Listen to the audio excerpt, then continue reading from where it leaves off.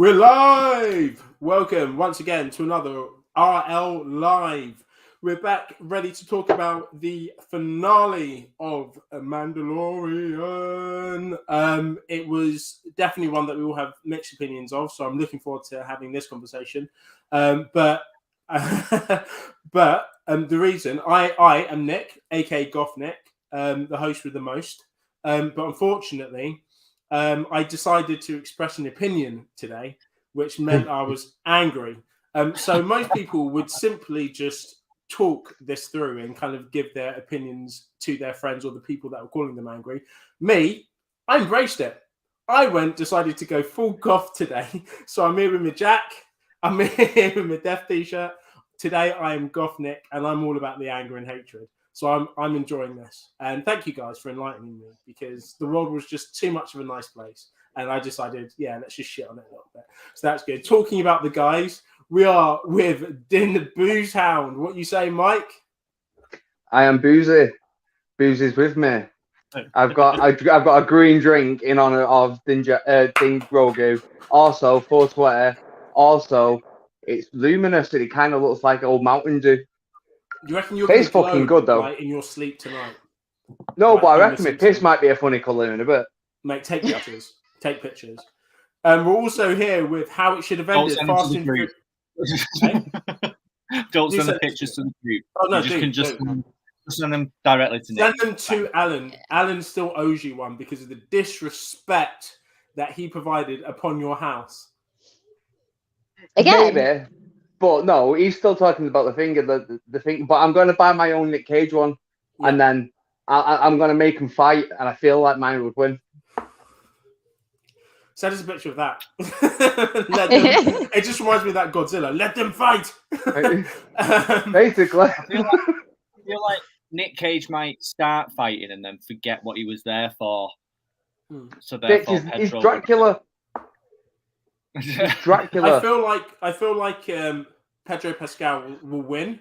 Like will like begin to win, and then he'll do his funky little dance, and then Nick Cage will sweep him by the feet, lay upon him, and then crush his skull, just like in Game of Thrones. Yeah, I was actually just thinking that. Yeah, and that's how it would be done. He just doesn't learn. Yeah, doesn't learn. How it should have ended. Fast and Furious, 9 films to go. We are joined by the Mr. Talent himself. How you doing now? Yeah, I'm good, mate. I thought I'd put that on because Fast and Furious is a bunch of absolute aids, and they should have just been a one and done. They should have done one film and then gone, that was good, wasn't it? Let's not do any more.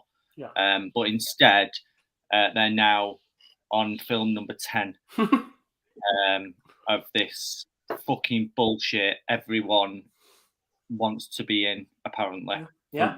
No reason money. whatsoever. Cast is stacked. Cast is stacked. Yeah. Didn't see The Rock, though. Didn't see The Rock. Wonder why. No, well, they're not friends anymore, are they? They fell out. They're not family anymore. Oh. I feel like The Rock just joins franchises and then just fucks them over. DC, Fast and Furious, he just doesn't give a fuck. He's just like, I'm going to join these franchises, but I now want the franchises to all be about me. Yes. Pretty much. Fair. Yeah. And okay, before we get into that too much, because because this is where Goth Nick's going to really shine. Fast and Furious 10, like my hatred grew a lot when I watched that trailer, so I'm ready for it. It's when t-shirts had to change. It was the wrong day to put out that fucking trailer, I'm telling you.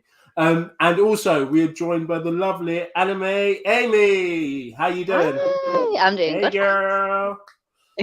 What you saying? You love it, Alan. Don't shake that head. It never gets old. Nothing much, me, just always chilling, watching anime. Anime. Which is good. We're enjoying all of the anime posts that you've been giving us lately. Thank you. It has been. I've got a couple of questions about a few of them, so I'm hoping that you'll be able to talk us through them a little bit later, and also what you're watching. So we'll get into the anime stuff with Amy in just a bit. Have you watched Mandalorian, Amy? Yes, I have. Yeah, everyone's all up to date. Fantastic. So let's start with that then. Al, are you ready to give us the lowdown of this app? So I'm really not. So I am sober today. Obviously, I'm drinking coffee today because I've been pissed since Friday. And you chose today not to drink. Yeah, because I just thought I'll just give it a break because when you just your head's a little bit fuzzy and you think I need it now. Enough's enough, Alan. Well, you're drinking from a Harry Potter cup, and I've got a Harry Potter quote for you in regards to this very moment. This very moment in the first episode of Harry Potter, Ron Weasley said she needs to sort out her priorities, and I believe that relates to you in this very moment. How dare you not drink? Yeah, but I mean, when you know that the fact that I was down south all week, the drinking becomes reasonable and understood. Do you know what I mean? Like, and not to a normal level either. Like, do you remember when I did the live from Watford a few weeks ago? Is that the one where you get done? Like, yeah, I genuinely was absolutely pissed out my face and passed out. Yeah, it's like that. We like that, Alan. You bring him back. Yeah. I mean, it's great. It's great in a group of people, but on my own, it's not the same vibe. So, God hates a quitter, man. Facts. God hates a quitter. Yeah. You've got to really excel at this thing to be able to do it by yourself. That's why I still do heroin. Yeah. Everyone's like, Nick, you should stop that. Pack it in. I was like, God hates a quitter. Yeah. Yeah. No, I've not. If you get it down to a fine art, you don't need to. You don't need to. That's the issue. If you can get it down to a fine art, you don't need to quit. Yeah. I just you know where the boundaries are. Previous days. Yeah. So it's probably just a good idea that I just have a day off and I'll be back on it tomorrow. So yeah. So I'm not really ready for doing it. Mike, see, you've seen it twice, haven't you? So if I fuck up, you'll have to just jump in and just let me know. So it starts off with a thing that happens to some people. This is one of these reviews. He starts off with Bo escaping through the tunnels. Mike, do you know? Like, I think I've heard enough. Maybe you just. I feel like I've heard enough. Yeah. Mike, would you like to just? I'll get him started. He'll understand where it goes. She goes, "We need to escape because of all the fighting." If that's a taster of things to come, Mike, why don't you just do it? Yeah, the pirates go. I know. Hold on a sec, pirate people. Guys, both of you, hold on 2 seconds. Amy, would you like to do this one? No. Go on, give it a go. You can do this. No. Okay, cool. All right. Cool. No. I don't think it's going to be your turn now, Nick. Mate, I'll do this. I'll do this shit. But yeah, mate, I'll do this. Mate, let's do it. Goth Nick, don't give a shit. Right. I'm into it. I'm into the vibe. That's all. So it starts off where we left off. So fucking Din Djarin had been captured. Everyone's running for their fucking lives. There's a really badass scene where Bo-Katan's like waiting for people to come through. Pause on this scene for a second. I was hoping that there'd be an emotional scene where she's waiting for the big cunt to come through. Like she'd even be like, come on. Like we're expecting him to like come back through the hole or something. But there wasn't. She was just expecting guards. Where did the guards come from as well, by the way? Because they were running from no one and the blast shields changed. But that doesn't matter. They were running for their lives. And she then clocks up with her 2 fucking weapons and she's like, let's fucking go, motherfuckers. So these guys run through. She starts blasting them. Bullets are bouncing off their fucking armor. They're shooting her. They're bouncing off their armor. It's all fucking mental and chaos. But she plants two little explosives. Her or I don't know what's her assistant. No, it's the other one. The wrestler. The other one. Yeah, the other. Yeah. She plants 2 little bombs. She jumps through with her jetpack. It looks pretty cool. As they run through, blows them all to shit. Great. They're like, what do we do now? And they're like, oh, we know a place. So they see these little kind of holes in the ceiling and they all decide to flow through that. Cut to Din Djarin. Are we there yet? No. Are we flying? Is the guy being attacked? Oh, yeah. So he goes up to space, doesn't he? Yeah. So he's flying up to space. He rendezvous with the rest of the fleet. Yeah. One thing, have we ever seen, I mean, has he got like some super backpack or something? Because when I was watching that scene, I'm thinking like, how the fuck has he got enough fuel and everything to get up there when they couldn't even get away from the monster how many episodes ago? Because going up's a far shorter distance than going sideways. So if you like, it's like a mile. Do you know what I mean? It's like it's not even that far. So I get it. I kind of logically just went, I'm fine with it. You're also fighting gravity that way, Lowell. Imagine how much it takes to burn to get a rocket off the planet. I think if we put too much thought in any of this episode, we're gonna lose it. I had the exact same thought, and I thought, oh, Thank they've you. done the 80s action film where they've just got a Beretta which has got a 7-shooter, and then they've got unlimited ammo. Yeah. It works. Everyone forgets about the good stuff. It And they works. just kind of fly off everywhere in this episode. Yeah, The only thing that I was thinking about. He doesn't give a fuck. So anyways, he flies up. He rendezvous with the ship. At this point, I'm expecting to see like the fleet on fire or something happening because, like Alan the previous week, I was definitely sure that Tory bitch, who is if the first time watching this, we refer to what's her name, the one that makes the armorer. Yeah, the armorer. Yeah, the armorer. We refer to her as Tory bitch because Al has a theory. Please watch the previous episodes to unlock that theory. But we expected Tory bitch to be fully. Yeah, that's the whole. That's all. I'm trying to get more people to watch our shit, Alan. So anyway, we get so Tory. So Tory bitch. So I'm expecting Tory bitch to have like done something, or for the fleet to be disabled. But no, they're all up there flying, just waiting for shit to happen. They're like, hey, bro, what's going down? And he's like, he gets on board and he's like, go, everyone leave the ship and go help them. We need all hands on deck. Everyone leave right now, and I'm gonna like man this whole cruiser all by myself. So he decides to do that. They all fly down. This scene looked pretty good, actually. I'm about to shit on some of the things in this episode, but I'll also praise it where it needs praising. And I felt like the scene that we get after that, the TIE fighters getting ready for action. So they all start breaking down just before they hit the floor. They break off and fly away. I thought that scene looked incredible. We know TIE fighters to in the Force Awakens to just be on kind of propelled structures where they just kind of fly off and this time they're just getting free fall. They're just dropping and flying out, and it looks great. I'm about it. Brilliant. And then we see the ships leave and they all fly down. So we see the ships fly down and they're surrounded by cloud and this beautiful kind of sunset scene that we've got, this kind of absolute amazing landscape shot. And then we just see this TIE fighters automatically fly back up again. On this scene, I would have liked to see a little bit of light within the clouds where they're obviously having a battle underneath, just before they kind of cross each other.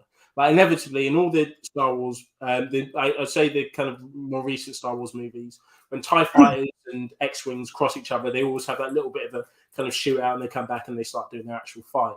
I would have liked to have seen a little bit of that. Yeah. I feel like that the whole point of it is they needed to get down as quick as possible before they got up, so there was no battle in space. Yeah. Like he needed to get but I mean the point was if as soon as they got into that cloud, they couldn't be seen, and that's what they wanted.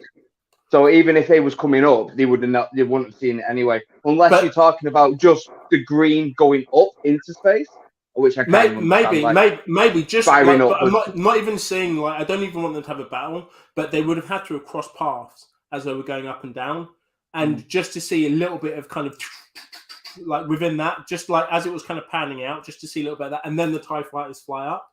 Like that would have been enough for me, just because that to show that they crossed paths. I think that would have added a little bit of drama. That's just my own personal preference, but I understood the way like why they went the way they did, because it was just like what the fuck. Now the TIE fighters flying up. It's like it's crazy. The next thing that happens, I didn't like because it was inevitable. Like the ship gets shot to bits. I counted one TIE fighter that went down in that whole scene where they were just attacking the ship. This guy was not a badass at all. He puts on his helmet. He's ready to kind of man. It gets all the turrets all ready, and it hits one TIE fighter that blows up in front of him and further damages the ship. No. Does he not bank the ship so it crashes into them all though? If it did, I didn't see it. I just see him get the turrets ready, shooting. He misses a whole bunch. One of them like catches fire and blows up just in front of him, where he's like, "Whoa!" and that's where the scene ends. That's what I saw. I would argue that's the case with anything when it's close combat, when it's that type of speed. But I get what you're saying. I would have liked to have seen a couple more getting taken out, but it is an Imperial ship at the end of the day, and they weren't the greatest at close range. They weren't. They weren't. I just think for the point of the story, just having this guy have a bit of time up there and just taking out ships and actually doing something. His like that ship could have simply just been unmanned. I didn't see what his purpose was. That was my issue with it. Like he was to aim it. in the ship. Yeah, which comes later. And again, I have issues with this as well. But anyways, so it cuts, and then we've got we're coming up to my favorite moment within this, which is up there with one of my favorite moments within the Mandalorian. So we've got Din Djarin now being dragged by two of these stormtrooper Mandalorian. Nick, you've missed one part. We'll need to go back a little bit. Yeah. The part what I know you wanted to reference is how bad the flying Mandos and the stormtroopers looked. Have we got to that bit yet? Have we got? Yeah, because that's when they were going down and stuff like. Right. Okay. Yeah. How hard is it to just use what you did for the first Iron Man film? Yeah. For everyone, and it would have looked better. I noticed it a little bit when the Mandos flew down and we saw the streams of smoke coming through them. That looked really shit. Just as they all came down, it looked really budget, and I was like, "Oh fuck," because they've been doing the flying in this really well, and I can get it's hard to be able to do this. And when it's people, it's different than when it's ships and stuff. You can use illusion of light, silhouettes, the speed, the camera shaking, things like that. When it's people, it's different. And with this particular scene, just as they were flying into Mandalore, it just looked bad. It just didn't look good. And it was only a few seconds, but I was like, that doesn't look good. I feel like these editing choices, what were wrong there, especially when it comes to the fight scene in a little bit, where they seem to just stick. Everything would be really fast paced, and then they'll stick for like half a second longer than any other cut, just to focus on someone on the finger. That made it just pulled everything out from the rest of the cut. That was the part I thought you was waiting to like shit on. I feel like I'm taking all the bad things I hated about it and kind of leaving it to last. But thank you for like allowing it to kind of trickle through steadily. Yeah, so it's gonna make. You do it. You poison the world slowly, not all at once. Brilliant, mate. That's not how I would do it. I'll just watch everything burn straight away. But anyways, that's just me. That's just Gothic. So we've So it's that scene. So all of the no, we're not at that bit yet because the Mandalorians reunite. So we have to go to the garden bit, but we see Din Djarin being rescued first. Oh yeah. Yeah. So we haven't got to that battle scene just yet because that's when everyone unites. So it goes to Din Djarin. Who breaks free in a fucking badass scene, may I add, from these stormtroopers. He's like, "No, do you know what? Fuck it. I'm not getting taken wherever you guys want to take me. I'm going to break free." So he does this. He fights them. He's not shooting. The flamethrower, by the way, on other Mandalorians is the most useless weapon. It just does no effect on anyone. It's just for distraction more than anything. It's just like anyone. Yeah. I slightly disagree with that because you've got to remember that Beskar is it Beskar? Beskar with it's metal. So if you like fighting another Mandalorian and you use your flamethrower, I don't know why I'm doing hand motions, but there we go. And you use your flamethrower, you're heating up that metal, so you're basically roasting them like an oven. That's fine for the. But what I'm saying is, practically, within this episode, during those fight scenes that they were using the flames, it didn't matter. I feel like it showed one person what's very used to that armor and what that armor can take in Din Djarin. Like he didn't panic when it was on him, but as soon as it went to the stormtrooper who's not used to it, he was, oh, what the fuck? And he really panicked, and that's what he took advantage of. He's like he was playing like he knew what that armor can take and what not, how long he could be under fire. Yeah, I thought that was probably similar with I know you get onto it, Nick, but that was probably similar with like the airborne fights as well, because you've seen like Mando just wiping stormtroopers out left and right because they were obviously far more used to flying with a jetpack or fighting in the air. Do you know what I mean? So like you've seen them take quite a few out fairly easy. Even Tory Bitch got a few decent digs in. Yeah. So that fight scene. I like her character. I can't stand her. She redeemed herself. She's like a wise elder. No, she's not. She's a bitch. But I did she redeemed herself slightly this episode just because she killed a few people and she actually did something. But you know, even the royals. What a good spy would do. Even the royals have been in the army, like Yeah. Preach. So, everyone's got sometimes they have to do something. Sure. Okay, fair enough. I'll give you the flame for this. Is just what I was watching though, because it was used so much. It was more for effect, but it just didn't really. Oh yeah. Yeah, but regardless, he managed to, like, realistically, he kind of breaks one of their necks, and I think he stabs one of them. Stabs. There's a lot of people dying by stabbing in this season, which I really appreciate for a Disney show. Yeah, a lot of people get stabbed up. Yeah, everything the armor and then to the flesh. It was. It just seems more brutal because you have to be so weirdly precise with it, or just brute force it. Yeah, it just makes sense, doesn't it? Because the Americans have already cornered the gun market, so they've now just moved on to stabby killing. Yeah. Oh, okay. Yeah, like, that does make a lot of sense. Horizons. Well, lightsaber stab. Yeah, they're just like, do you know what? Lightsaber stab. We're just going to stab with knives. Same thing. So we're going. So this stormtrooper that was flamethrowered, he's recuperated from his panic, and Din Djarin breaks one of their necks, and then he. I thought it was a neck break. I didn't really appreciate that, to be fair. Yeah. I was like, oh, he snapped his neck. Yeah, he snapped his neck, which was great. Yeah. This whole everything that happens during like this period, I was 100% in. I was like, yes, please. This is what I want to see. And then Din Djarin, the other stormtrooper, wraps the rope thing around his neck, and he's getting choked out, and he's about to die. And then all you hear is no. And then who is it? Grogu in the IG unit, and he has him, and he saves his life, and chucks the guy over the side. I can't remember how that guy dies, but I was just really happy to see Grogu. Yes. Yeah, I'm still like, how the fuck did he get there when he went off with Bo-Katan? Because he was getting sort of like levied through the hole in the door, and all of a sudden he's gonna manage to get around and find Din Djarin. Yeah, that did confuse me a little bit, just the logistics of how he ended up there. But I was fine. That was probably one of the only things where I went, okay, I'll just move on from that. He found a way. He used the Force. Amy. Yeah. He used the Force. That's what happened. Right, so he used the Force to find Din Djarin. Yeah, that's what happened. Yeah. Okay.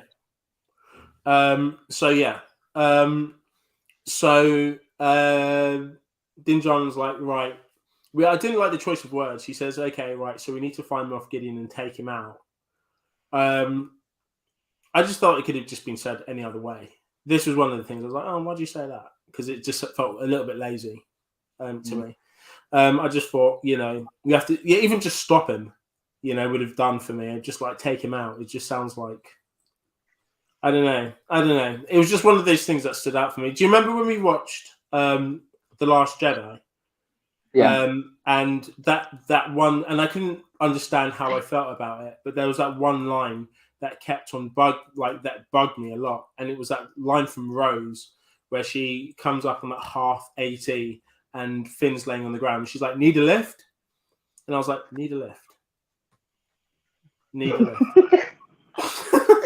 And I'm walking out the cinema like, "Need a lift?"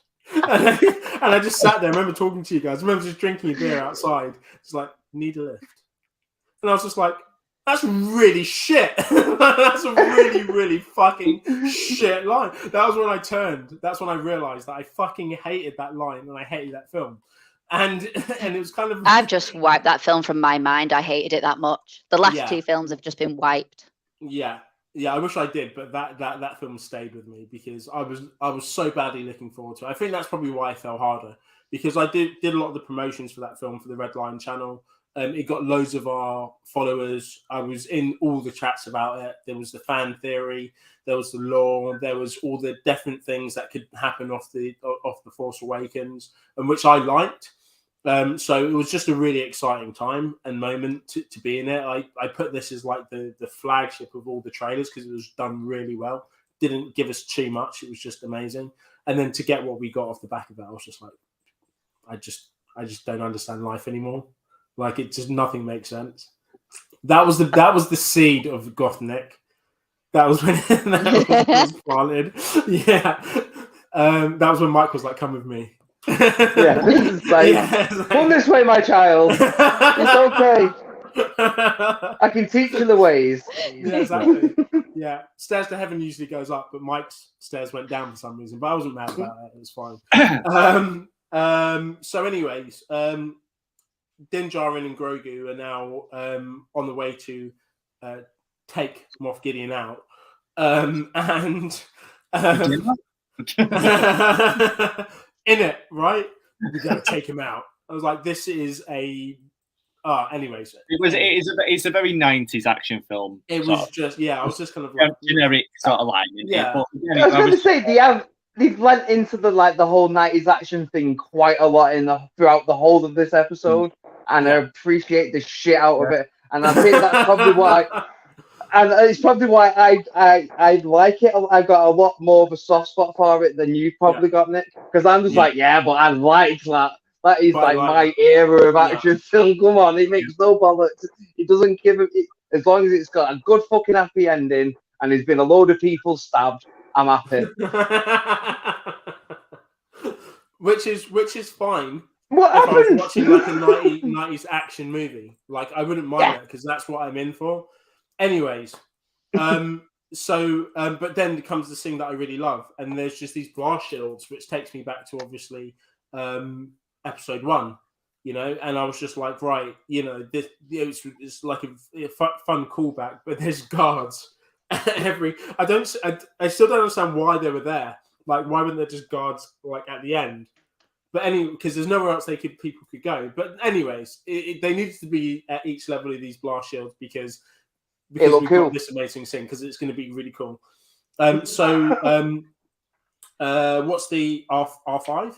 Is that the droid? The R5 unit. Yeah. R5 unit, yeah. So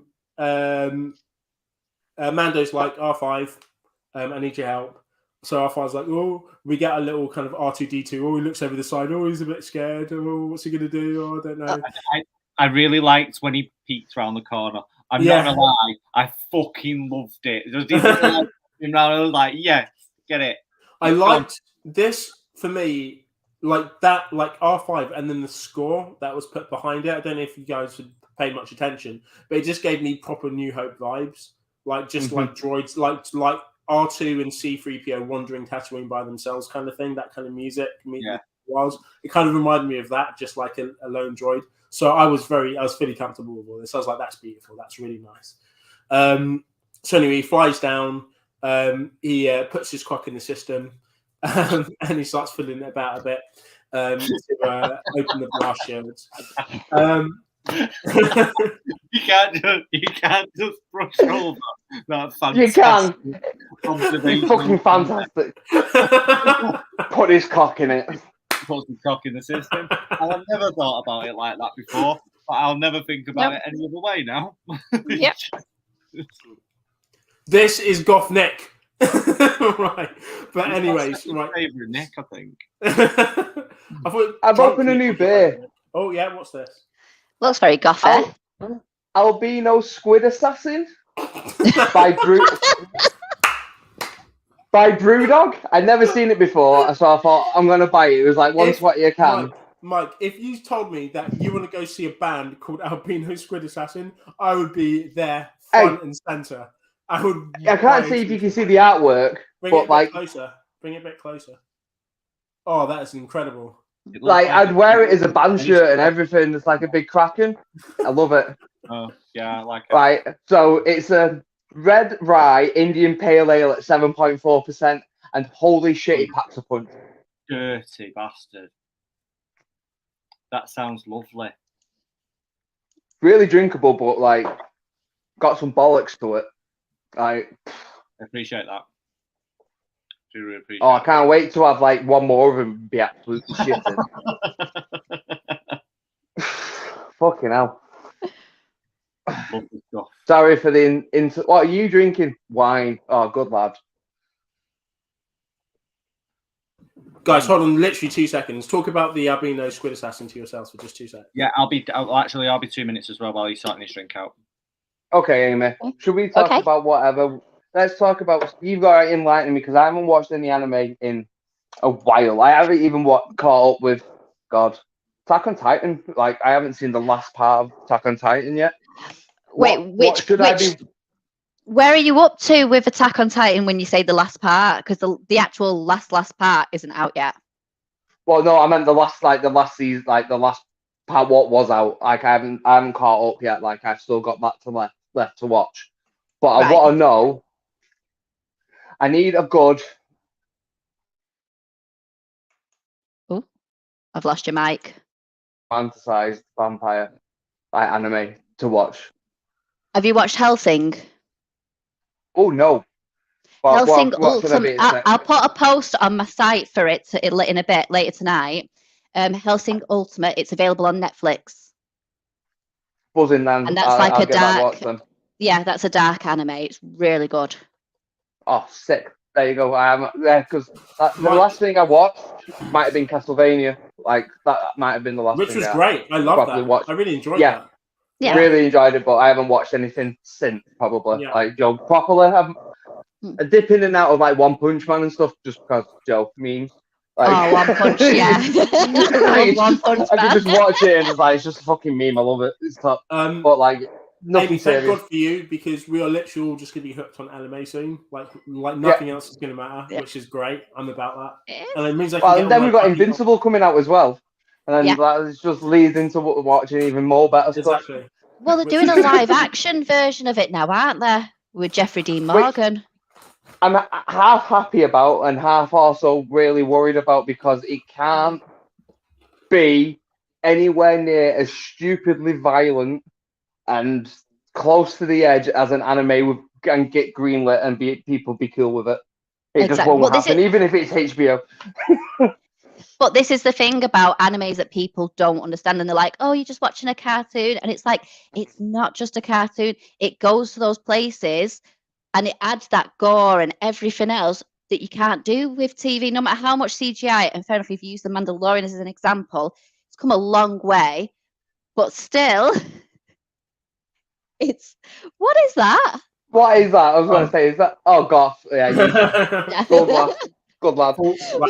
Mate, committed to the cause. What is it though? What have you put in your wine? It's not wine, so I finished. The wine's been finished. There was another bottle, but we're going to save that till later. So now I'm drinking vodka and orange juice. Or screwdriver. The screwdriver. It's not Screwball. Screwball's the avocado, isn't it? Lemonade. Yeah. Screwdriver. Yeah. Snowball. That's Snowball. Snowball. Yeah. Make Screwball, vodka, avocado, lemonade, and orange juice. Do you know what? That's what I'll call that. On the beach. That's what I'll call that baby sham snowball concoction. What I was making. Screwball. It's called the Screwball, like because that shit is banging. You're well. Mate, on point. Are we all good? Sorry about that. Yeah. I just sort out my alcohol situation there for a second. It was right. Yeah, me too. So we're at the point where the blast doors. So, anyways, R5 unlocks the first door. He's like basically before that, Din Djarin says to Grogu, he's got no weapons, and that's really important to this scene because he's literally it's like dropping in Fortnite for the first time. You've got fuck all, and you need to kill people to get your shit. And this is what I loved about this scene because that is what he did, and it was like leveling up on a boss. I can imagine this scene in like a game or something. You just need to go in hand. You fight the two guys with the fucking pistols. Anyways, R5 opens the blast shields. There's two guys in there with pistols. Din Djarin runs like a fucking badass, stabbing at folks, punching the shit out of them. Goes to grab a gun. I think the guy falls down before he can grab it. I don't know how he kills the other guy, but he fucks him up anyways. Probably stabs him. The next blast doors open. There's guys with shields this time and guns. No, they've got the Vibra. I thought that was the next one. No, that's that's fine. So the Vibra blades. Yeah, so he picks up the blade first. That's great. So he So he gets one of the Viper Blades off the guys. There's a fucking amazing fight scene between these two. And the next one opens once he's killed these guys, and he has one of the Viper Blades. These guys now have shields and guns, I think now. Or do they have shields and Viper Blades? Who knows? But they've definitely got these massive shields. Well, I think the weaponry and the defense goes up as it goes through the shields. Yeah. But the ones at the very end have just got those fucking hand cannons with nothing else. It's just that big fucking gun. Yeah. What he takes off at the end because he's like, discards everything else just because this can put a hole in everything. It doesn't matter. Yeah. If you get past this, we're just going to blow you to So anyways, I can't remember exactly the levels that he goes up, but for me this was the best scene because he went in with nothing. He ended up with one of those one of the stabby stick things and one of the fucking shields, and it just looked incredible. It just looked and felt amazing. It was just like, this is why he's the best. He's going through the levels and he takes them all out. And it's like I said, it felt to me like a game. It felt to me like you're just like hitting the bosses, going up, and obviously before you get to Moff Gideon. Yes, like a less violent version of the Punisher vibe in the jail. Joe, when he starts coming out of his jail cell and he's got nothing, and he just beats everyone and just takes stuff and works his way through. And just works his way through. Yeah, but way more prettier. Like he's he's not just covered in blood, but it does look brilliantly shot. It's really, really well choreographed. I love it. Yeah, absolutely. I really liked the sense of having all of the smoke in the chamber before the last chamber where they had where they had all the stuff, and the panic of him going, you need to open the last fucking blast door because I need to get to them while they've still got cover, because otherwise I'm fucked. Like if there's no cover here, they're just going to shoot me on sight. And that, like, I really liked that's the way they did it. Do you know what I mean? So it made kind of sense as to it would just be bit more suspense there. It was absolutely just a really well done scene. Mate, can we shout out the little droids that the mouse? What are they called? It's not a gonk droid, is it? No, gonks are the big walking ones. Gonk. I just thought they were called mouse. Something like that. Yeah, something. Yeah, can you just shout that out because obviously callbacks and we like those. But they were pretty useless. I thought they would have had some like self-destruct mechanism on it, or got weapons or something. But they all just kind of they surrounded R5, didn't they? Because they harassed him with noise.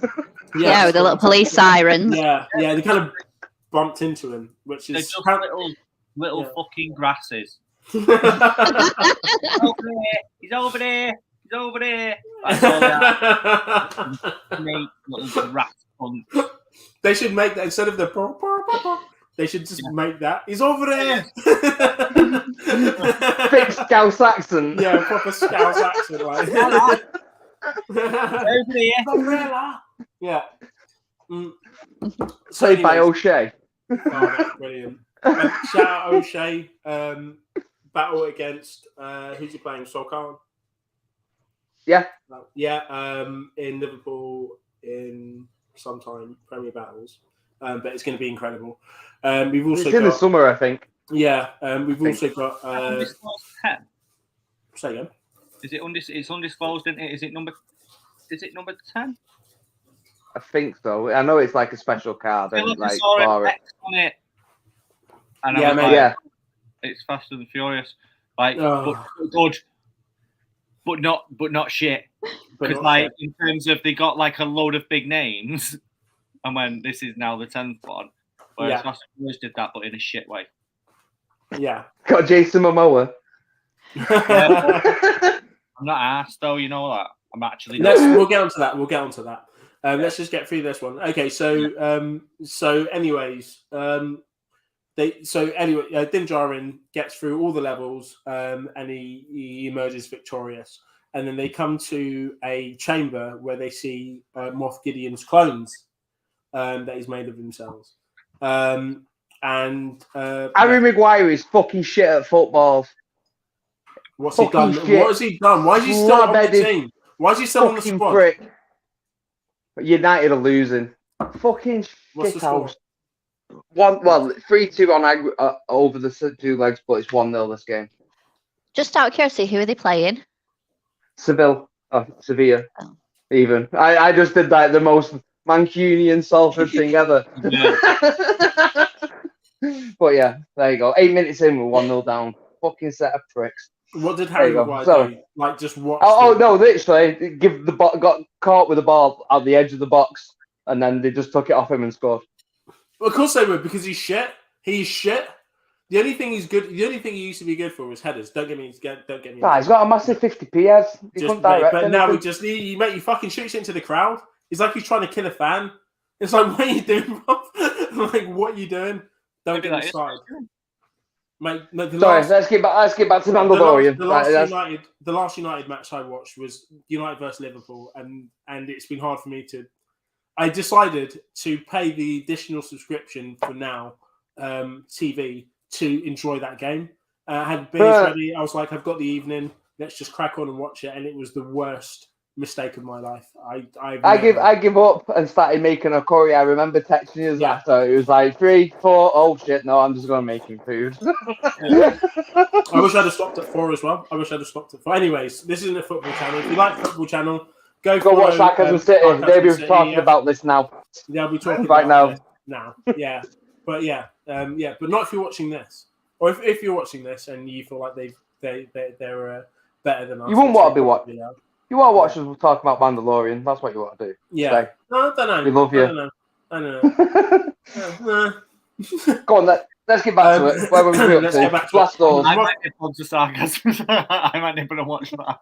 Do you know, I'm watching it, me. I've got it on my phone. I'm watching this podcast. No. Thank you very much, guys, for watching. We love you all, says Mike. So Moff Gideon, you can see that he is in fact making clones of himself. You know, Din Djarin's like, oh, this is fucking fucked up. Fuck this shit, and he blows it all to hell. In a nutshell, Grogu gets good stuff by one of them, opening their eyes, and they run away. I think this is the point where we rendezvous with the Mandalorians that have now landed in like a kind of crater in Mandalore, where they see a kind of beautiful kind of garden where Bo-Katan has a moment where she's like, "Wow, I never knew Mandalore could still, grow on the surface.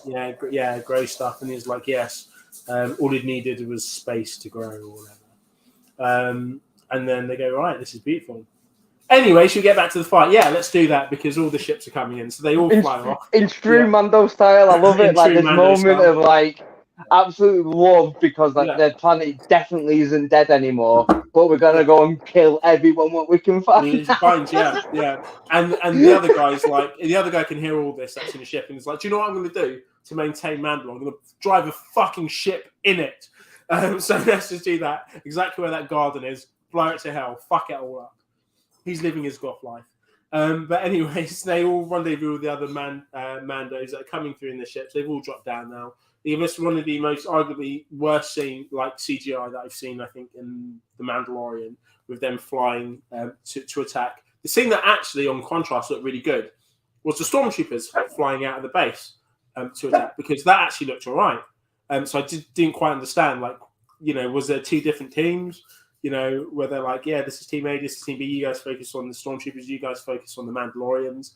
And the guys who focused on the Mandalorians were the same CGI effects experts that decided to do She-Hulk for those 5 minutes.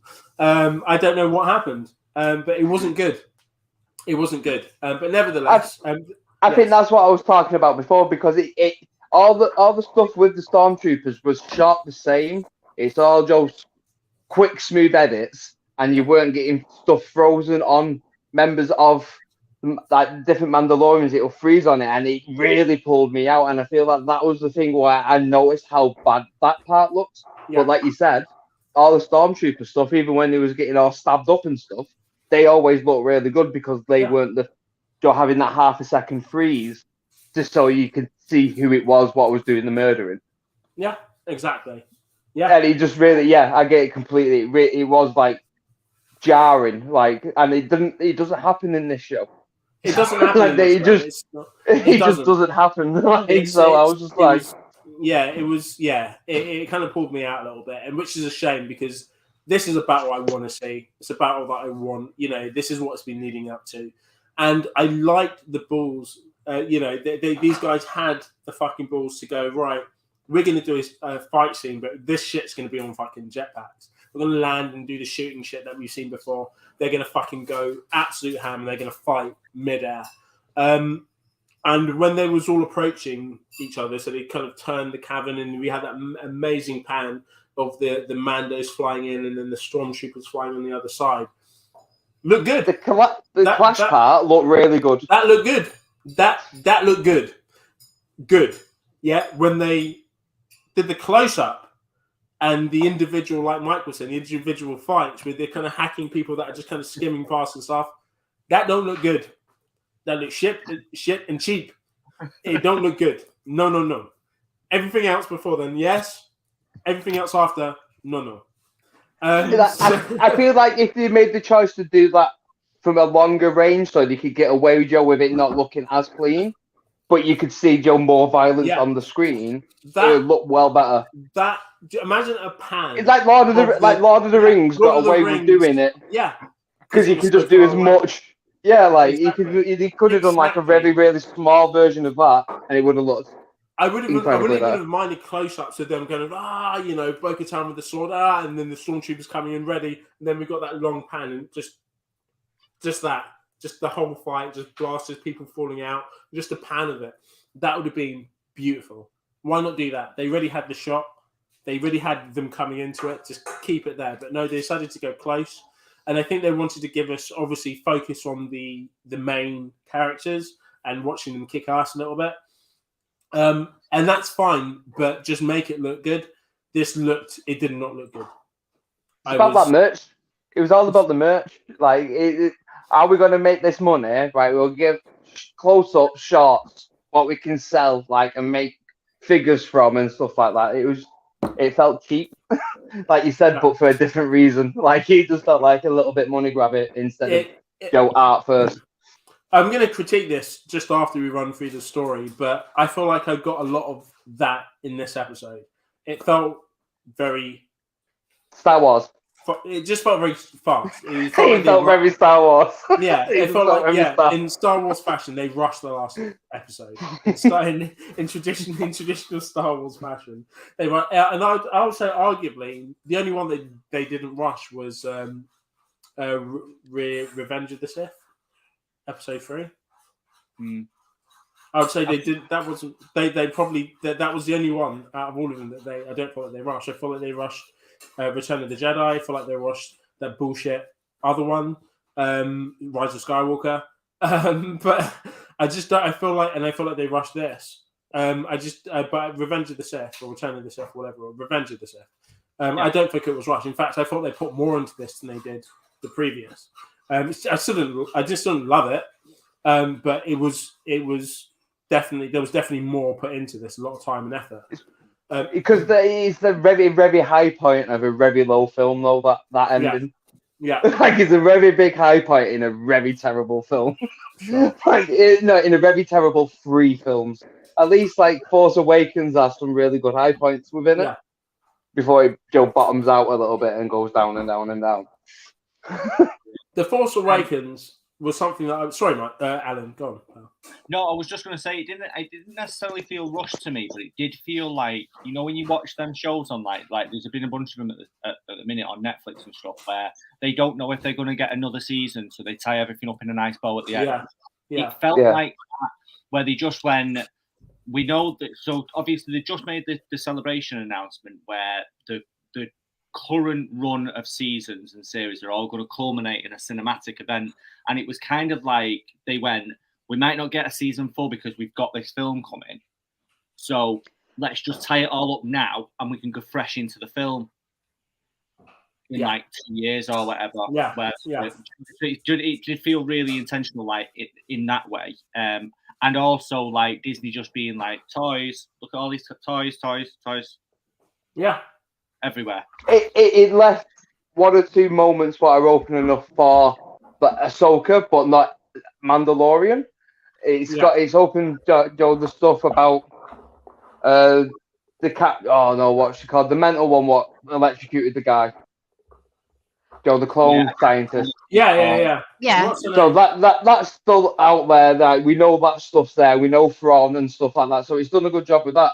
But if you're saying that is the end of the Mandalorian as a season, like as a series, I wouldn't be mad at that. I feel like that ties up his arc fairly well. Like, but we know we're definitely gonna get it. We know we're gonna get it. But it was like more of a this is a closing off of this part of this arc, and then so stuff there. I think we might get it, but I think we might get it after the cinema event. So I think they might do that, and then in a few years we come back to Mando, and he's just being like a bounty hunter now. He's been doing it for a few years. Grogu's grown up a bit. He can talk now, like whatever. They've moved the story on, however, like whatever they see the next chapter as being. But it like I'd be happy with that. I think it's clean the way it is now. They've ended it on a high if they don't do a season 4. So it would make sense to me. Sorry, NG, what are you going to say? What was the name of that spin-off that they were supposed to be doing that got cancelled because of the fallout with the, the Korean guy who's been in and out of it, that went and got Din Djarin and sent him to the planet to help Apollo Creed? Oh, yeah. Well, the X-Wing guy. Was it Rogue Squadron? Yeah. Something like that. Maybe because John Favreau's now friends with like that Catherine or whatever she's called woman. Do you think maybe we're going to get that and we're going to have her and we're going to get Din Djarin in it and that's how it's going to move on next? I feel like they've always been friends, haven't they, Favreau and Kathy Kennedy? No, they had a big fallout. Oh, I thought it was thingy last at the. Oh, what was his name? Do you know what I feel like? I feel like I'm like Dave Filoni. No, it was John Favreau that fell out with her. Right. I feel like I'm at like a hairdresser's. You know what I mean? I'm like, oh, did you hear about John Favreau? Did you hear they fell out? Did he really? I don't know. Well, it's not my fault you don't follow the Star Wars gossip. Yeah, no. I appreciate it. But love it. Well, mate, more of that, Amy. Incredible. Yeah, I didn't know there was like a Rogue Squadron type show because the only two shows that I know about are the Acolyte and Skeleton Crew, and as far as I know, after the first season of Mandalorian, there was plans for Ahsoka, an X-Wing or New Republic or something like that. Yeah, and it's supposed to have that Gina, what's her name in it, but she got sacked for Mandalorian. Yeah. No, where is this? Was she Republican? She was anti-Semitic. She said, anti-Semitic. She made a very anti-Semitic tweet. Yeah, she was supposed to star in it, and it was supposed to be around her this season. And yeah, because she got sacked, they scrapped it. But also, during Mandalorian season 2, John Favreau had a big falling out with that Kennedy woman. Yeah. And yeah, I think that maybe they might be doing that now that they're friends again. Because but that was that before Skeleton Crew was slated though, because that's in the New Republic, so that's set around this time. So you've got Mando, that piece of shit Boba Fett thing, Ahsoka, and Skeleton Crew are all set around the same time, around sort of after Return of the Jedi. Yeah. The Acolytes, High Republic, so that's back in time. And then all of those 4 shows are what's gonna lead into this film, whatever that's gonna be. But Filoni's doing that film anyway. Yeah. All I know about the Skeleton Crew one is it's just got Jude Law attached to it. That's it. Yeah, it's got a couple of people attached, but it feels like so one of them's just on like their character's Jedi, so obviously like it's gonna follow them potentially like through. However, like Luke's new recruits, I'm assuming. Right. I'll check it out in a minute. But yeah, sorry, we got distracted. We got digressed again. Sorry. No, mate. It's still Star Wars talk. It's still Star Wars, didn't matter. Yeah, mate. Yeah. Like when we get digressing, we start talking about DC shit. After we talk about Star Wars, that's when we're probably up around. But yeah, okay. So, anyways, there's a big battle that happens. Mando and Moff Gideon finally confront. Moff Gideon's suit looks sick, by the way. But Moff Gideon looks like a BDSM leather daddy who's got a Vader kink.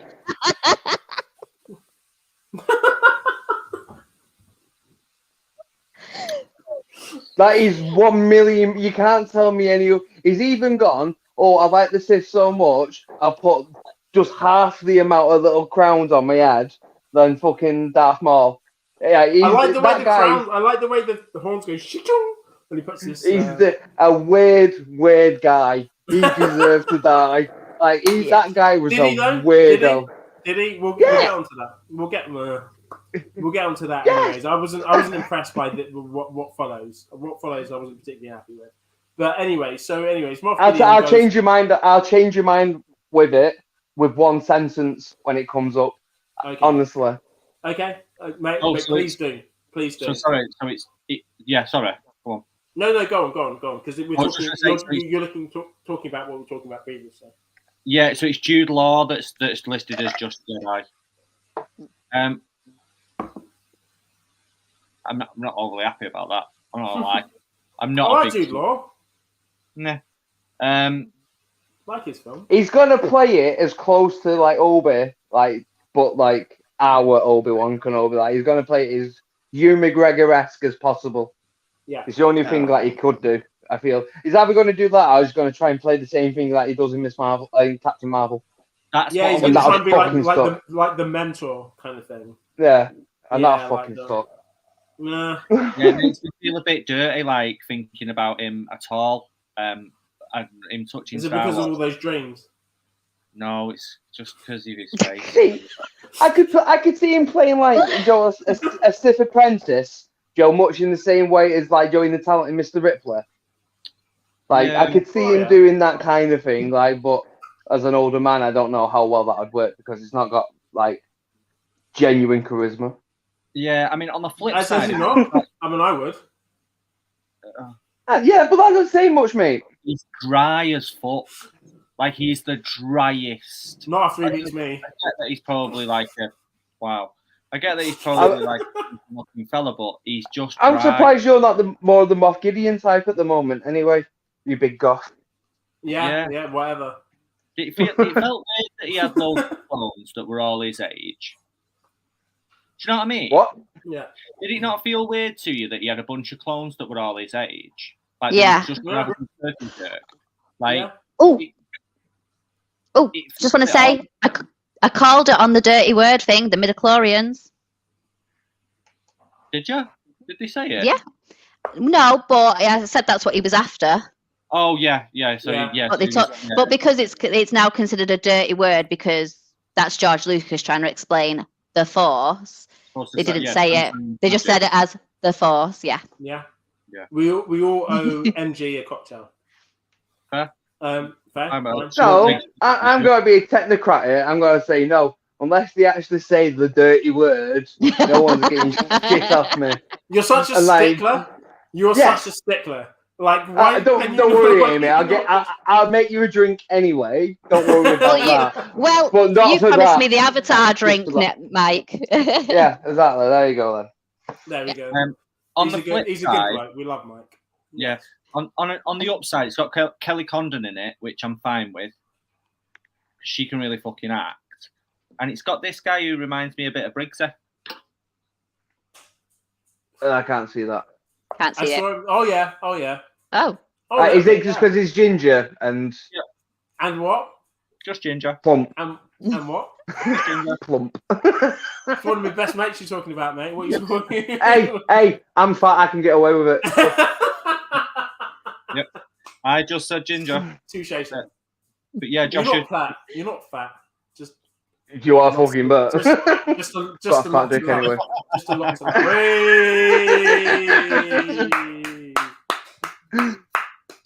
No apologies. And for all you basement dwelling motherfuckers, they're like, how are they talking about the penises when they're talking about a podcast? Suck Mike's fat dick. Like a rolled up carpet. There we go. Like a roll up. There you go. Good visual.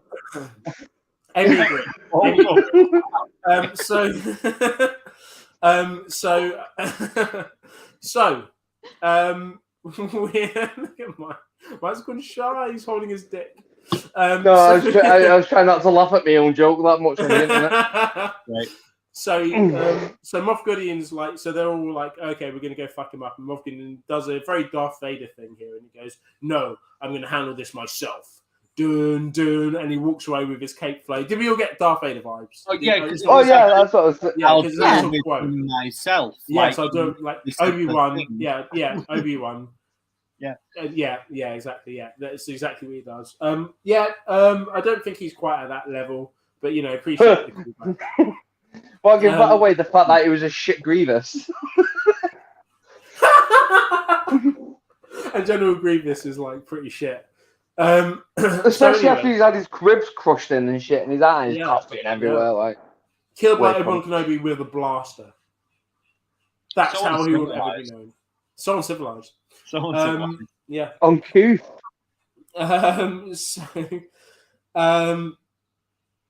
Fuck. So they're going. They're having the battle. Moff Gideon appears. They have a little bit.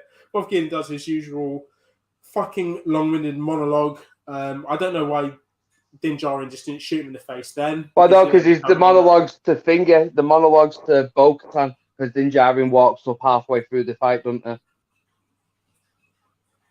No, Din Djarin. I think that was the other way around. No. Yeah. Bo-Katan joins their fight and helps him.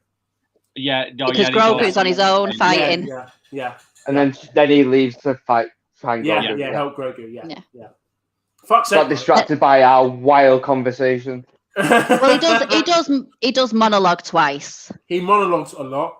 He monologues a lot. Like still Disney, so it's still on point. But Incredibles called it. They just monologue the fuck out of everything. You know what I mean? And he's got a cape. Yeah. Two no-nos. He even makes the same whiffy noise and everything. Yeah. When he turns around. Yeah. So anyways, they end up in their fight. Moff Gideon his suit is clearly superior. He's just kicking the shit. In it, isn't it? Do you know what I mean? He's just cheap. Yeah, it's a cheat, but this is the boss fight. As far as I'm concerned, I saw this as like at this point I saw it as like a game. So I saw this like going through the levels with the blast shields, and then getting to the boss fight, and this is what we came to at the moment. And the boss is always just going to be much better than you are. Stupid strength, ridiculous gadgets. You're only barely going to beat them, and you can do it after retrying 1,000 times. And this is the fight that we got. Din Djarin was just getting shit kicked out of him basically. He was doing his best, putting out all the stops and all the hits and things. He gave a couple of good digs, but he was getting his ass kicked. And especially when we've seen how well he was fighting. Literally, the scene before, he can muller through normal people like that, and it just exactly. Moff Gideon look a little bit better than he does without that helmet on. Exactly, yeah. But Moff Gideon, like them, wasn't it? Do you know what I mean? Yeah, he was knackered. He's just gone through a whole bunch of people. Casually just walking round. Maybe he just fucked all his clones and he was tired too. Maybe that's what happened. He fucked all his clones. Yeah. They did look glazed. Worn out. That's why they was all in a bath. Getting clean. Back to tank. Fucking hell. Watching the stink of Gideon off.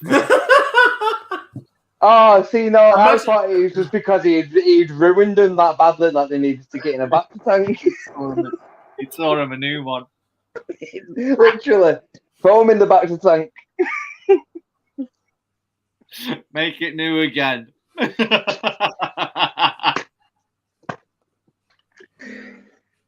Can you make it bigger this time?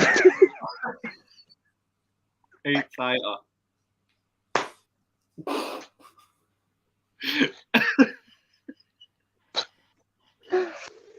Holy shit. Oh, father. Good stuff. This episode is now officially ruined for me because I'll never be able to watch it again without thinking.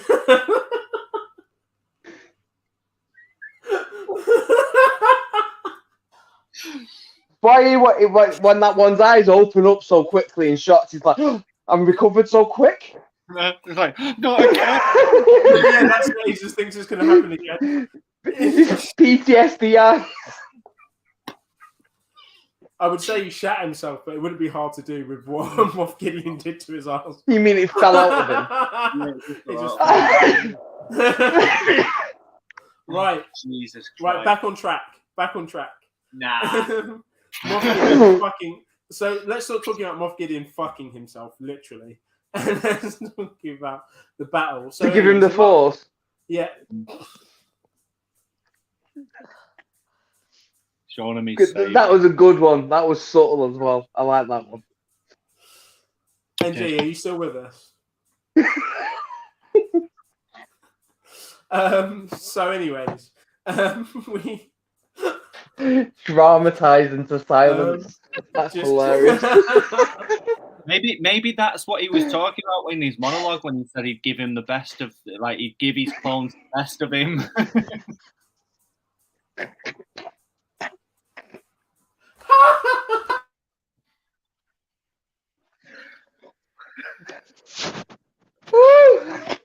Right, you smothered him. They're young, dumb, and full of cum, and they're dead now.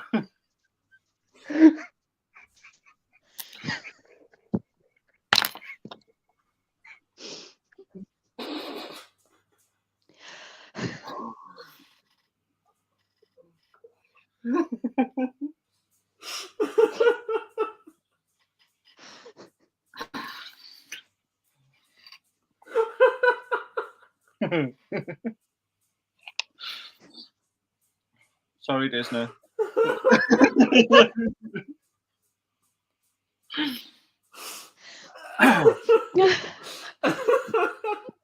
Oh, for fuck's sake.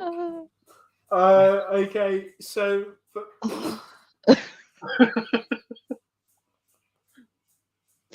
So they get to the fight.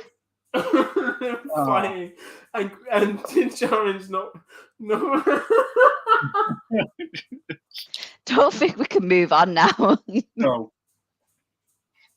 we get to the fight. Din Djarin's not doing so well. You're surprised. That is, and then.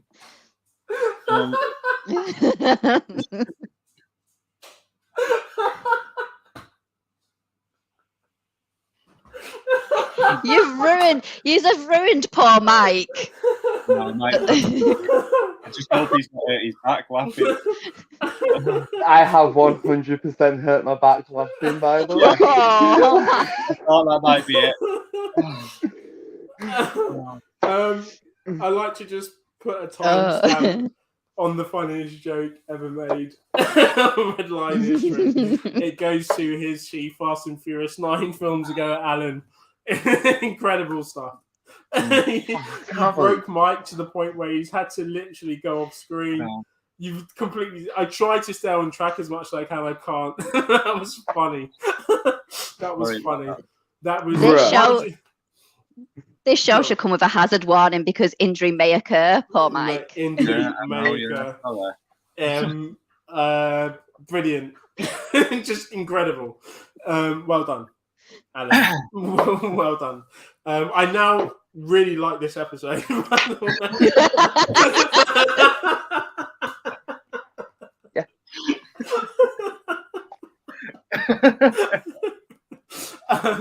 So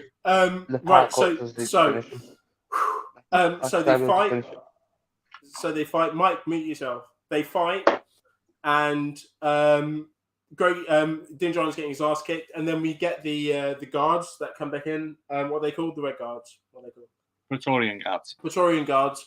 They come in and they surround Grogu. Grogu's covering himself, trying to protect himself. Like, oh no, this is the point where we're meant to go, oh no, poor Grogu, even though we all know that he's surrounded by plot armor. So, we're just waiting for him to do something badass. They cut through the IG unit like butter. He managed to force jump out of it, which we've never seen him do before. So we never knew that it was possible for him to actually leave this armor, but he managed to force jump out of it. And at this point, he's kind of just having fun with them. He's just kind of running around these kind of like these kind of rails at the at the top, these pipes and things at the top of the room, and they're trying to get Office him. light fixtures. They are strictly office light fixtures. Yeah, they are, to be fair. Yeah.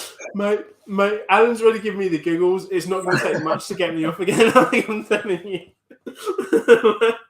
Saying things like office light fixtures. It's going to put another half an hour. No, it was imperative that we knew. So you're never in too much pain to point out shit set design. It was pretty shit. Anyway, so they're trying to get Grogu. Grogu's just bouncing around. Din Djarin's getting his ass kicked by Moff Gideon. Bo-Katan is doing a shit CGI thing. She goes, "Fuck this! Everything looks too shit for my liking. So I'm going to go down and I'm going to fight Moff Gideon." So she jumps down. She gets up the what's the sword called? Darksaber. Darksaber. And she's like, "Right, you're getting fucked up." And he's like, "Right, here we go. Give it to me, and I'll give you a warrior's death." I don't know if he says that yet, but he says it at some point. He gets out his little blast thingies, and then they have an epic fight. During this time, when they're fighting, we've got the geezer in the ship. Have we named him yet? What's his nickname, Alan? Axel. Yeah, but what's his nickname? What have you named him? Big Dick Hawk. What? Big Dick Hawk. You'll see why in a second. Big Dick. Because Hawk. he literally uses that shit as a giant penis to fuck that planet. Okay. And he flies out the window like a bird. Big Dick Hawk. Please stop. It's funny that Mike isn't actually on screen saying this. So I might have taken some painkillers before, and when I was watching it again, and that was the first thing that popped into my mind. I went, I can't wait to tell everyone about Big Dick Hawk, and I don't think anyone appreciates it as much as me. I thought it was fucking hilarious. So Big Dick Hawk. So this is the point that I didn't. This is probably why he's got big, why Mike's called him Big Dick Hawk, because he fights like a planet, but also his energy, because he basically goes to Bo-Katan, right? I'm going to crash this thing into the building or into the planet or wherever where you. The world's funny. Yeah, and he doesn't ask for permission. He doesn't go, "You guys out? Can you guys make it out in time?" He doesn't go, "Guys, if I crash this ship into the planet, will you have time to escape?" He just kind of gives a statement. He goes, "Shit's happening. I'm about to crash it in, and I'm going to escape with my own life. You guys have had your warning." Not one person reciprocates. "Yeah, we've got you. Yeah, coming in loud and clear." Bo-Katan's like, "Oh, we're just in a bit of a muddle here, but that's fine. We'll keep Moff Gideon here long enough, and then we'll sacrifice ourselves and him." No, he doesn't give a fuck. Not one person reciprocates. He just goes, "This shit's happening." He shoots the window, and Mike said he flies off like a hawk out of the window, and this shit's going in, regardless of what happens. He's another Tory, isn't he? He's just like, don't matter if they all die, because then I'll lead all the younglings, and then they'll all be mine. And then he was secretly hoping they was all going to die. Yeah, he's that guy. Arguably, I don't think Tories have much appeal to young people, but that's another podcast. No, but like I said, but nevertheless, they would want to have like a cult of young people. Oh right, you don't mean for teaching? No. Well, no. I know what you meant by type of teaching. We're not. No.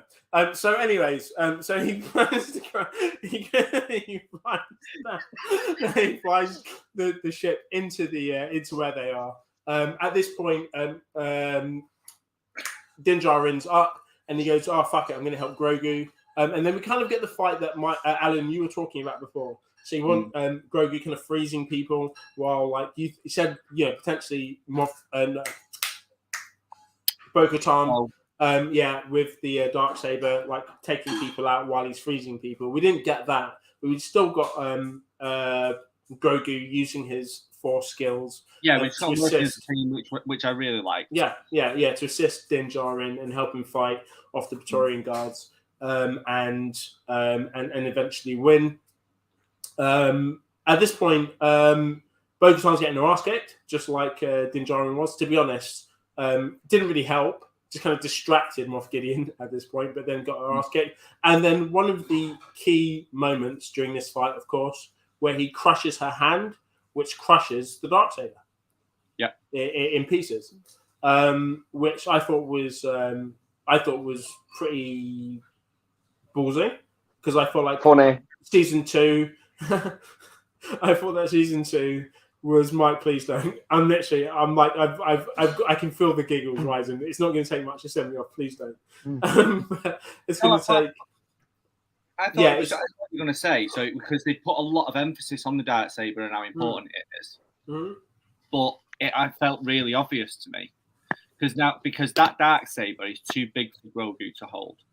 He's the only one that's ever going to wield that properly. He's the only one that's going to wake up the Mythosaur. He's the one that's going to be riding it.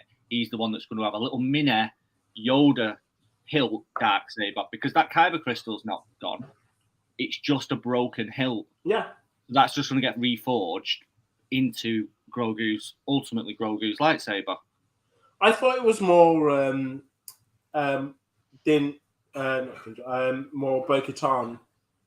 She didn't need it because she had it to prove that she was the leader of all Mandalorians, but she's already brought them together.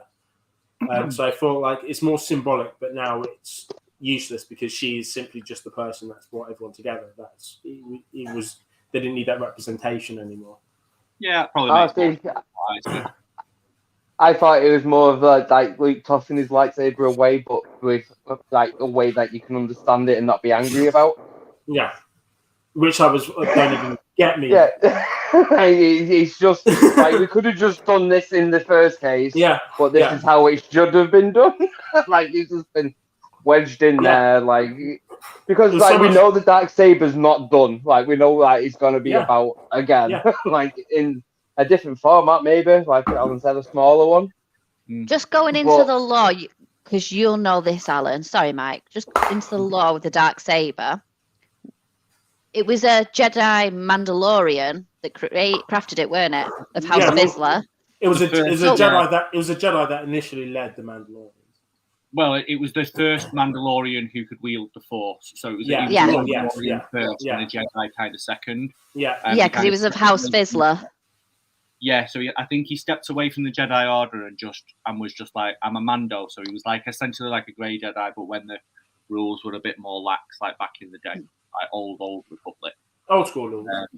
Yeah. So the point is, wouldn't it need a Jedi to make the that's why Grogu's But Grogu's not Jedi. But he's not been trained though, has he? Like in the he's not, but advanced. But Neva's right.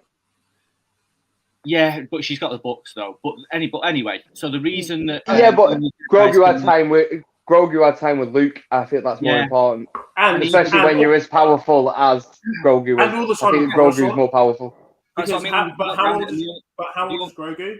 Like, what is he? Like 52, 50 years. Yeah, so he's actually had all that time being trained, like Jedi training, like in the lore, like the books. Yeah. So, and the only reason, like a Jedi, the only reason that lightsabers are only forged by Jedi is because you need the Force to forge them. So, there's a bit in there was like an edited scene or a cut scene from, I think it was Return of the Jedi, maybe, where Luke's making his green saber. And he's kind of twiddling about with it, but when you see him making it in like Clone Wars and stuff like that, they float the pieces apart. By the Force, and then they float the crystal into it and put it back together using the Force, which is and it kind of seals it all together. So he's the only one, and it's more beautiful. That, and it's just more cinematic, isn't it? It's just looks sick. Yeah. There's no doubt. There's no doubt it's coming back. But anyways, ship lands into the fucking planet. At this point, Mando and Bo-Katan both gather around Grogu. Bo-Katan takes out a tiny shield to stop an explosion of a master ship. Mando kind of hovers over them. The ship explodes. Yeah, but you get this sick fight with them both going at Gideon. Though. Oh yeah. Like they so you get them up together. To be fair, like and all of them, all of them going. Yeah. So like Grogu's like taking away his like blade, so he can't get to them. They're beating the shit out of him. Yeah. So at this point, Gideon's definitely losing. Proving Mandalorians are stronger together. That's the whole point of that scene. What she says. What she says. Yeah. Yeah, it's beautiful. Yeah, I missed that quote. Yeah. So Mandalorians are stronger together. Because what did you say? Take away your trinkets, and Mandalorians are weak, and she says we're stronger together. And then in comes Din Djarin and Grogu, and basically they start to kick the shit out of Moff Gideon, which means that the whole crashing the ship into the planet is somewhat pointless, but nevertheless cinematically beautiful. Crash the ship, explodes, blows up everything. Moff Gideon dies in a very, I say, I quote this, Power Ranger way. No, he might as well have said, "I'll get you, Din Djarin," and then kind of engulfs into flame. And then everything explodes, and you see the whole planet. And then you're like, "Oh no, they're all dead," which no one was thinking. You're thinking, "Okay, how have they got out of this? Then is it Grogu?" And it was Grogu. And it's using the Force to kind of shroud the fire around them. Obviously, another defensive Force move, which is the only thing he's been using, which kind of leans more towards kind of Jedi. So he's very intuitive with his Force powers. But he's using it to create a shield around the fire, and the fire blows around them to the fact that it disperses, and he saved their lives. It then goes to a scene where the big daft cunt, his son is now once again being made into Mandalorian, because obviously the first time didn't work out so well. I was really hoping big daft cunt. Yeah, big daft cunt. Yeah. I was really hoping that the Mythosaur would just eat him, like just come up and take him as well. I just put him down, snatched him out of it. They're just like, do you know what? Fuck this kid. Like, animals do not like this kid. Like, there's obviously a sign. No, don't go save him. It's a sign. Leave him. Leave it. It needs to feed. So anyways, so he takes the creed. And then Din Djarin's like, "Oh, let Grogu do it," and Tori Cunt's like, "He can't speak," and then he's like, "Oh, yeah, he can't, but couldn't he be like made into Mandalorian if his parents gave him permission or whatever?" And she's like, "Well, his parents are dead," basically saying, "Din Djarin, you're dragging this out a lot. Just say what you're gonna say." And he's like, "Okay, right, I'm gonna be his dad," and she's like, "This is the way. This is what she wanted." Fine, of course. Yeah, just make it official. Thank fuck. Piss off, because you guys got to go on your adventures. And so I really liked that scene. I even dropped a tear. Even bitter old me said I'd like that, but I did say in the group chat, like, I guarantee people would have cried at a few moments. I feel like this is one of them. There's another one at a little minute, and I feel like there's one more like right there at the end. But like, yeah. There were no tears dropped by myself. I was just there's none by me, Bill, because we've got like dark goth souls. Like, we just like the stabby part, but we understand that story needs a round ending for the norms. I was just pissed off by a lot of things that had happened previously, so I was like, just fucking say it, Mando. Yeah, I was more annoyed and frustrated. I just kind of wanted it to end and wanted to see anyone from Rebels in this episode, he starts to trust droids, and he's become his actual dad. That's big deals for this show. Yeah. Like 3 seasons, like that's big deals. Whatever. Even broken me saying that, and that's weird. That's usually Alan's like niche type of thing. He started to trust droids at the end of the first. He started to trust droids at the end of the first season, and he was always low key Grogu's dad. Don't give a fuck. He just made it. But it's all been leading to this. Right? He's like, I like R5, and now you're my. If no one got it to this point, they're all fucking stupid. Nick, right? we're all grown ass adults watching something aimed at 12-year-olds. Yeah, and crying. Yeah, but I wasn't crying. I've not stepped over that mark.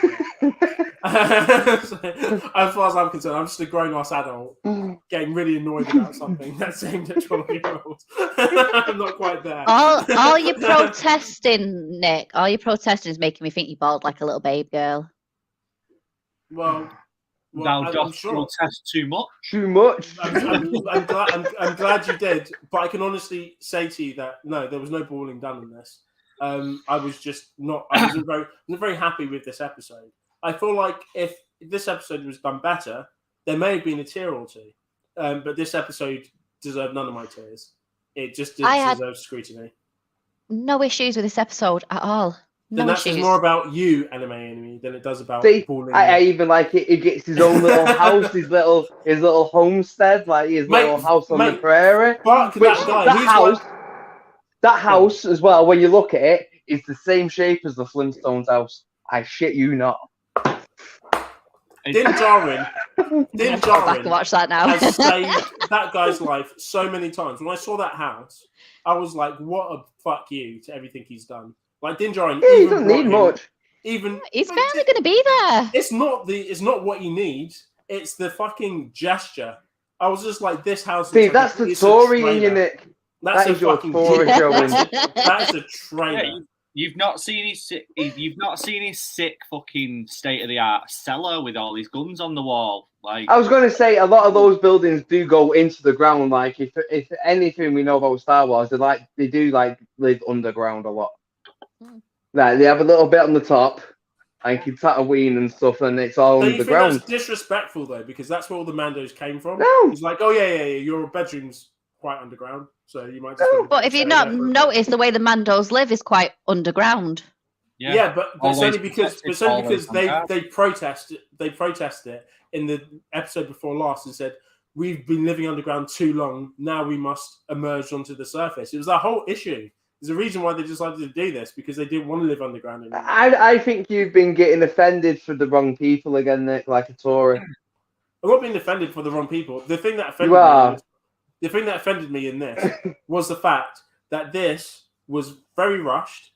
The CGI was fucking questionable, and the actual shots itself and scenes were fucking cheap. Like Moff Gideon's death scene was like a Power Rangers death scene.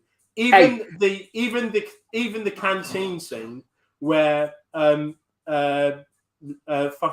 Din Djarin meets that X-Wing guy at the end, and he's just like, "Oh yeah, I'm going to start doing things for the New Order." Or he says, "Oh yeah, I'd rather start doing things for this sector." And he goes, "Oh, for the New Order," and he was just like, "I have to think about it." He goes, "You already thought about it." It reminded me of a Power Rangers ending. Just happy and shiny and bubbly. And I was like, but it's a Star Wars ended. I don't like what's being said. I don't like how it's been portrayed. I don't like how this is ended up until this point. I can understand what you're saying. It's always going to be cheap. Like the default to this is it's Star Wars. It's going to be cheesy. It's going to be happy. They needed to end it. It's going to be a little bit quirky at the end, and the little kind of circle fucking transition that they did on Grogu torturing a frog. Okay, that's how it should end. Okay, fair enough. For me, though, end it like that. That's fine. I would have been less immersed in the cheesiness of it if it just didn't look so bad. I thought that a lot of scenes in this looked bad, which is a complete contrast of how this whole season 1, 2, and 3 have been up until this point. I only thought there was two scenes where I had some questionable, but not all questionable. But just two scenes, and then it was just the two flying scenes, and that was it. The rest of it to me looked pretty damn great, to be honest. I wasn't even bothered about the flying scenes. I was fine with the fucking CGI right through. To be fair, I didn't have any. I didn't notice it, but I mean, I will say, just as like a little caveat, I was fucking tired last night, and I'd got home. I'd had a chance to watch it all day. I got home, I got in the bath, and I watched it in the bath. So I watched it on my phone, in the bath, tired.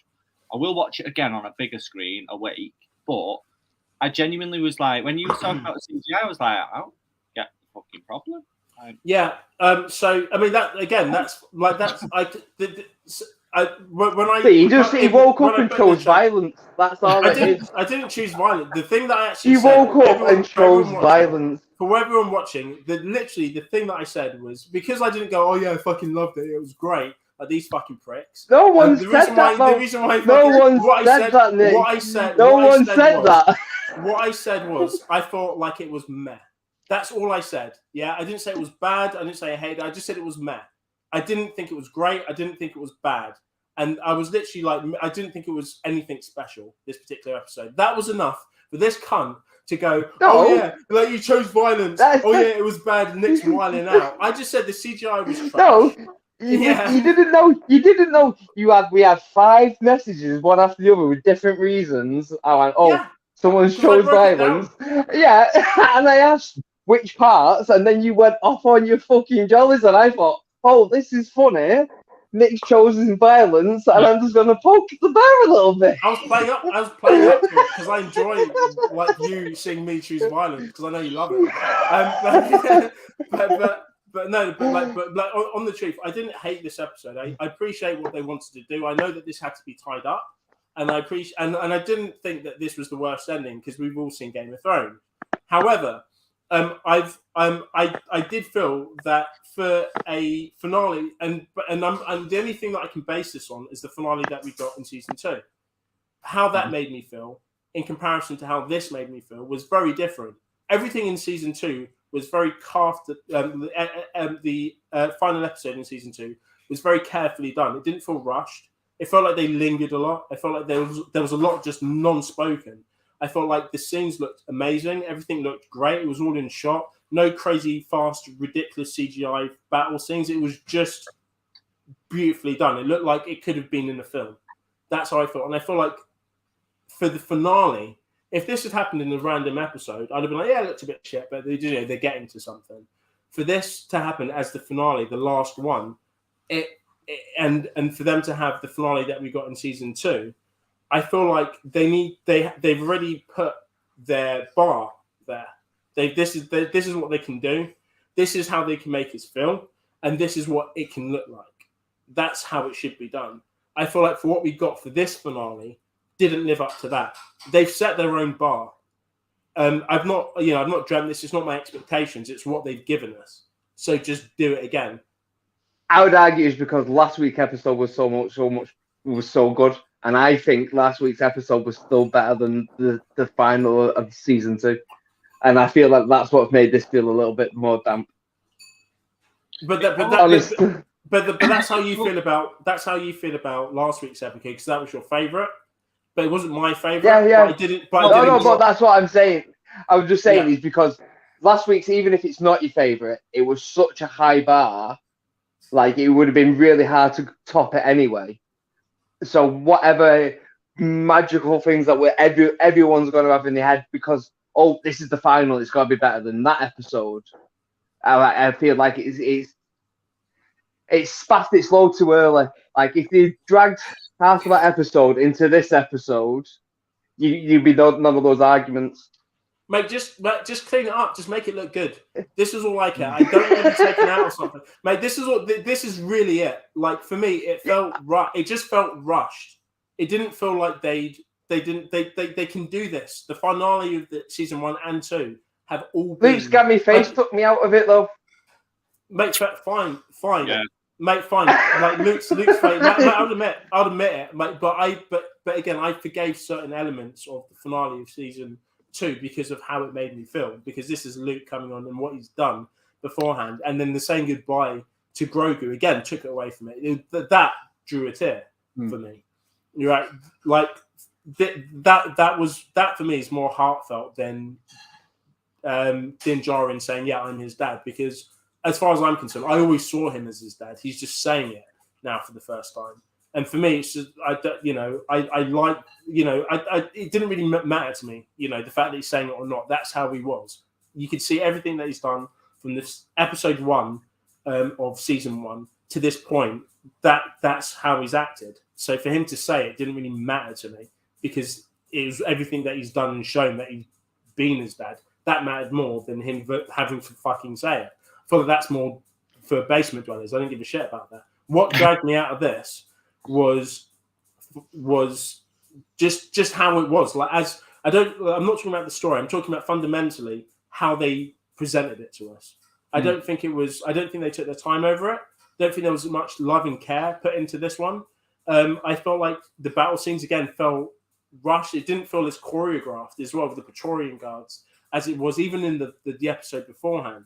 I just felt it was just very hack and slash. I know that Mando defeated them, but it didn't feel like how he fought the bot thing in the last season of episode 2. It didn't feel like he was really fighting for his life. It just felt a bit hack and slashy, a bit ropey. And even though I knew that Grogu was doing some amazing things, I just wasn't engrossed in that fight at all. Yeah. And I can't tell. I know that Grogu forced someone and dragged one of his. I like to keep track of what's happening. I like to know what's going on in the fight and what he's doing tactically. I can't really tell you what he did. I just know that he kind of did some stuff and it kind of worked and it all kind of worked out. For me, that for me feels messy. And I feel like the ending felt very, even though they wrapped up, it felt cheesy. And then the CGI scenes, even the fire scene that was going around Grogu's force. For me, I didn't like it. It just didn't feel good. It just didn't look good. I felt it looked cheap. I thought they could have just done it better. I feel like they've done explosions 1,000 times better than that scene.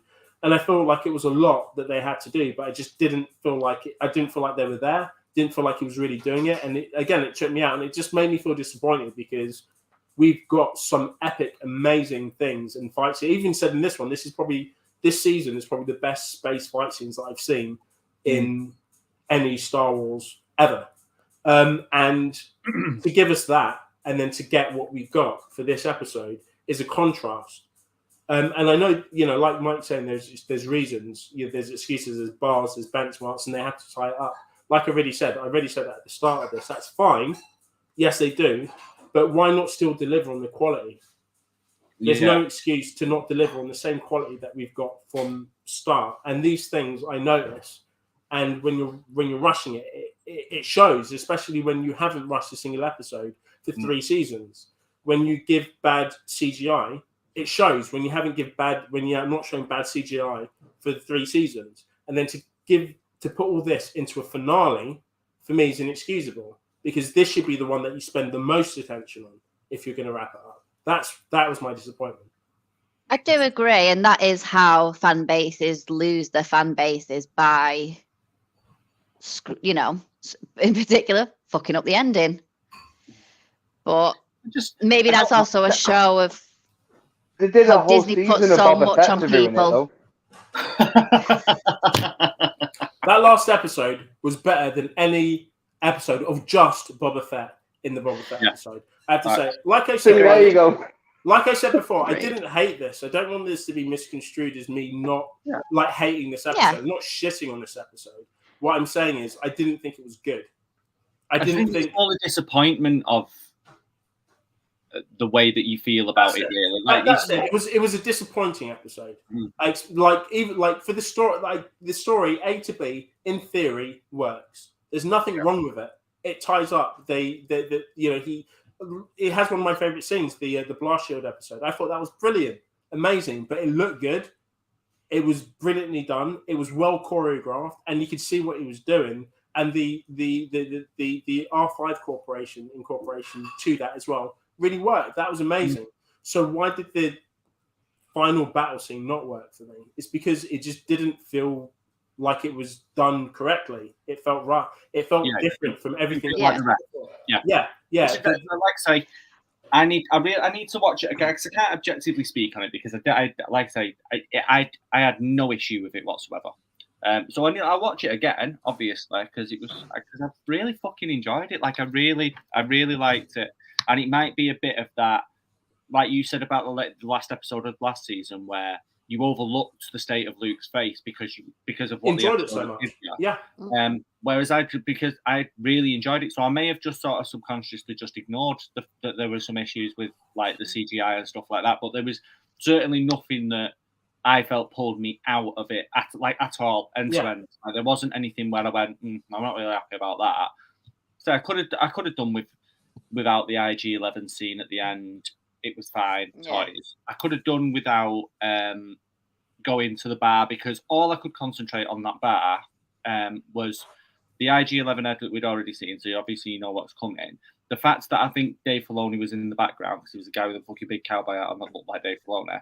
Yeah. And It was Dave Filoni. He put himself and one of the other producers in that bar scene, like just because it was. I think it was the other guy's last day, like, and he weren't coming back, kind of thing. So he was like, "Come on." But yeah, his big daft cowboy hat, what he wears everywhere, was the first thing. Not in a million years would, if any of us worked on any franchise that we love, you better believe I'm doing a fucking walk-in extra part. 100%. Facts. 100%. Yeah. So I was like, I fully appreciated that he was in the background, but he did. That's probably the thing that distracted me the most. I was like, oh, Dave. And then when the camera panned round, there was a guy in a blue suit behind him. I was like, oh, that's Zeb, because he's pretty much the only one that wears blue. So like, there was a couple of bits and bobs like that pulled me out. So it's the Easter eggs. You know what I mean? Whereas, like normally you'll only get them on like a second or third watch or whatever. Yeah. But yeah, like I said, there was bits that I could do without, but they didn't. I didn't feel like it hurt it for me. Yeah. What was you going to say, Aim? Sorry. Well, there was two things really that caught my eye. One was when Tory Bitch is talking to Din Djarin and saying about taking Grogu on a journey like his mentor did for him. Yeah, anyone think? Yeah, but does anyone else think that she was Din Djarin's mentor? No. I mean, I don't know. There is something. It would have been that would kind of make sense. It's not out of character for it to kind of speak that cryptically about it as well. They definitely knew each other because she's definitely forged stuff from him in the past, and that means he is definitely part of that clan. So there must have been some amount of teaching between the two, because we saw what she was like when she's talking to Grogu about the history of the Mandalorians. Yeah, Joanne, she's traumatizing with the hammering and all that good stuff. So there is a chance that there is a certain amount of that, but I don't know if she'd be the one what would have took him on his escapades for a year. Like, he's more likely to be when he was a foundling. She would have been doing the same stuff. Yeah, like she did for Grogu. Just like that teacher that everyone has at school that everyone knows because they're like the main one that always tells stories. Yeah. I think if she'd have been his mentor, he'd have been less about exploring and he'd be more sort of adept at forging stuff. Whereas he seems quite surprised at some of the weapons. So in the first season, he gets them little rocket things that come out of his camera. And he's like buzzing with it because he didn't really know that they were. Where are they, by the way? Not being used in the whole season. They're very limited, aren't they? Because they're made out of Beskar, so they're really limited. It's a last of kind of thing. Like it's like a tank buster. Like if you're under like the most thing, because it can penetrate everything. But it's you only use this if you're going to die. Didn't he use it against the? Mate, you're on live. Well, the other thing as well, just moving on, the other thing was the trophies in the bar. Was it just me, or was that a shout to Ezra? Oh, maybe. I have to. The helmets and the heads. It does feel. Because he collected the Stormtrooper helmets, didn't he? And he's like, "Oh, I've already got that designs. One." Yeah, to use his designs. I am surprised we didn't get more of a nod to Ezra, but it could be that is Ezra's collection. Like it could literally be that is Ezra's collection, and this is where Seb's one of his. Maybe. Well, not even that. Like we don't know if at this point Zeb knows where Ezra is. Like he might just be keeping stum. Like he could be anything. Like. But that's where his stuff is. So if he needs to go and collect something to go to a base or whatever, he can start blending in again. But I'm guessing we'll find that out in Ahsoka, though, to be honest. Oh, I'm going to go and watch the Ahsoka trailer now. I just remembered. Now that the season's finished, I'm going to go and watch it. Wonderful. Mike, you had no problem. Yeah, you could have just watched it. Oh, yeah, I gathered that now. And I was like, I get to watch that. So cool. Nice Yeah. one. Yeah, no, I think you'll really enjoy it, to be honest. Yeah. Yes. Well, I'll message you all in a bit. Yeah. Yeah. So, All in all, yeah, like I say, I didn't like this is one of the weaker ones for me, but I did like as endings go, it wasn't the worst ending, especially for Star Wars. I was going to say that it's surprisingly great for Star Wars because even I'm not happy. I was happy with the soppy stuff, whereas that's the stuff what usually takes it out for me. Like I like anything what makes me yeah. feel like Return of the Jedi kind of got something right is usually bad. But in this instance, for me, it actually worked just because of all the stabbing. It was just nice to see it kind of. It was just nice to see it kind of wrapped up, and that he just lives in this thing like in content with Grogu. It was just I just quite liked it. So like the very last scene was a scene that I did like, and I was happy that it wrapped up nicely. I think it was definitely for the purposes of the film that's going to come up later. So they've just put a bow on this. They're just like, yeah, he's just going to do shit for the New Order and just be about. We don't really need to know about these adventures because they're going to be, fairly A to B. But yeah, he's just going to train Grogu now and just do what he's doing. And like Alan said, we're just going to see a kind of we're going to see a more kind of wise Din Djarin. And maybe a rebellious Grogu kind of growing up. I don't know. It'd be quite fun to see though. Like a swole Groot, or like a because that's what we get in the next one. Yeah, where he's just playing. Massive. Because that's what he is. He's like fucking just been tan in the gym. But yeah, maybe we'll get that sort of version of Grogu where he's leveled up, he's grew up a bit, like you say, he can talk a bit, and then he's like. But they work closer as a team, so they can level it. They've got a chance now to do an off-camera piece where they level up Grogu to where their relationship and the way they interact and the way they work together. It'd be really looking good, like really cinematic. But it wouldn't make sense now. But if they've worked together for a couple of years, then it absolutely would make sense, especially after that last fight with the Praetorian Guards. If you see more of that, like knocking on. Yeah. More of that, like Mando kind of adapting to, having a Force user with him as well, I think will be really interesting. But yeah, I mean, it wrapped up. I have hiccups with that particular episode, but it did wrap up, and there was a lot of things about it that I liked. Where would you rate? Where would we all rate it out of 10? This episode and the season overall. Season? No, so this episode. And then the season overall. So I would rate this episode maybe a 6 or a 7. Just because as a finale goes, I thought I thought like again my issue isn't really with the story. I keep on repeating this, but I know what they were trying to do with it. And in my mind, if they'd have perfected this, we'd have got some of the best moments that we've had in Star Wars history. But they didn't quite get there just because of how it looked and how it was portrayed. So it's lost points for me. But it still gave me the blast shield scene, which again is one of my favorite moments in any of the Mando series. I thought it just kind of speaks to his character like tenfold, which is kind of boosted up a lot. And how it kind of and some of the stuff they were doing as during that fight scene didn't piss me off too much. Some of the things, like the moves and things, were okay. But ultimately, we got to see Grogu and Din Djarin working together.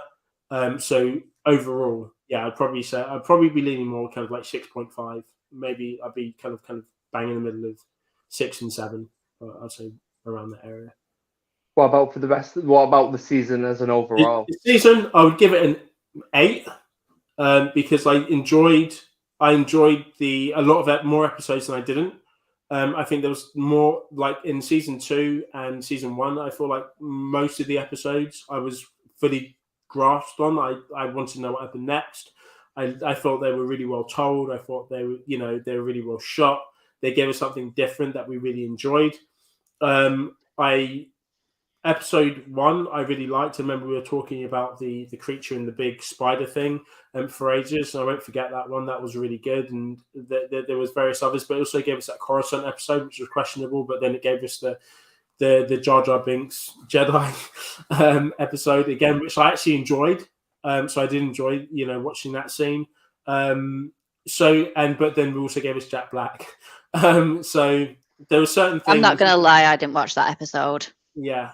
So there were certain things I feel like I didn't hate the series, even the things that I wasn't particularly drawn into or entertained by 100%, like I was in the first 2 series. I still was interested. I was intrigued. I didn't, there was parts where I was kind of like, come on, but I wouldn't say I was completely bored.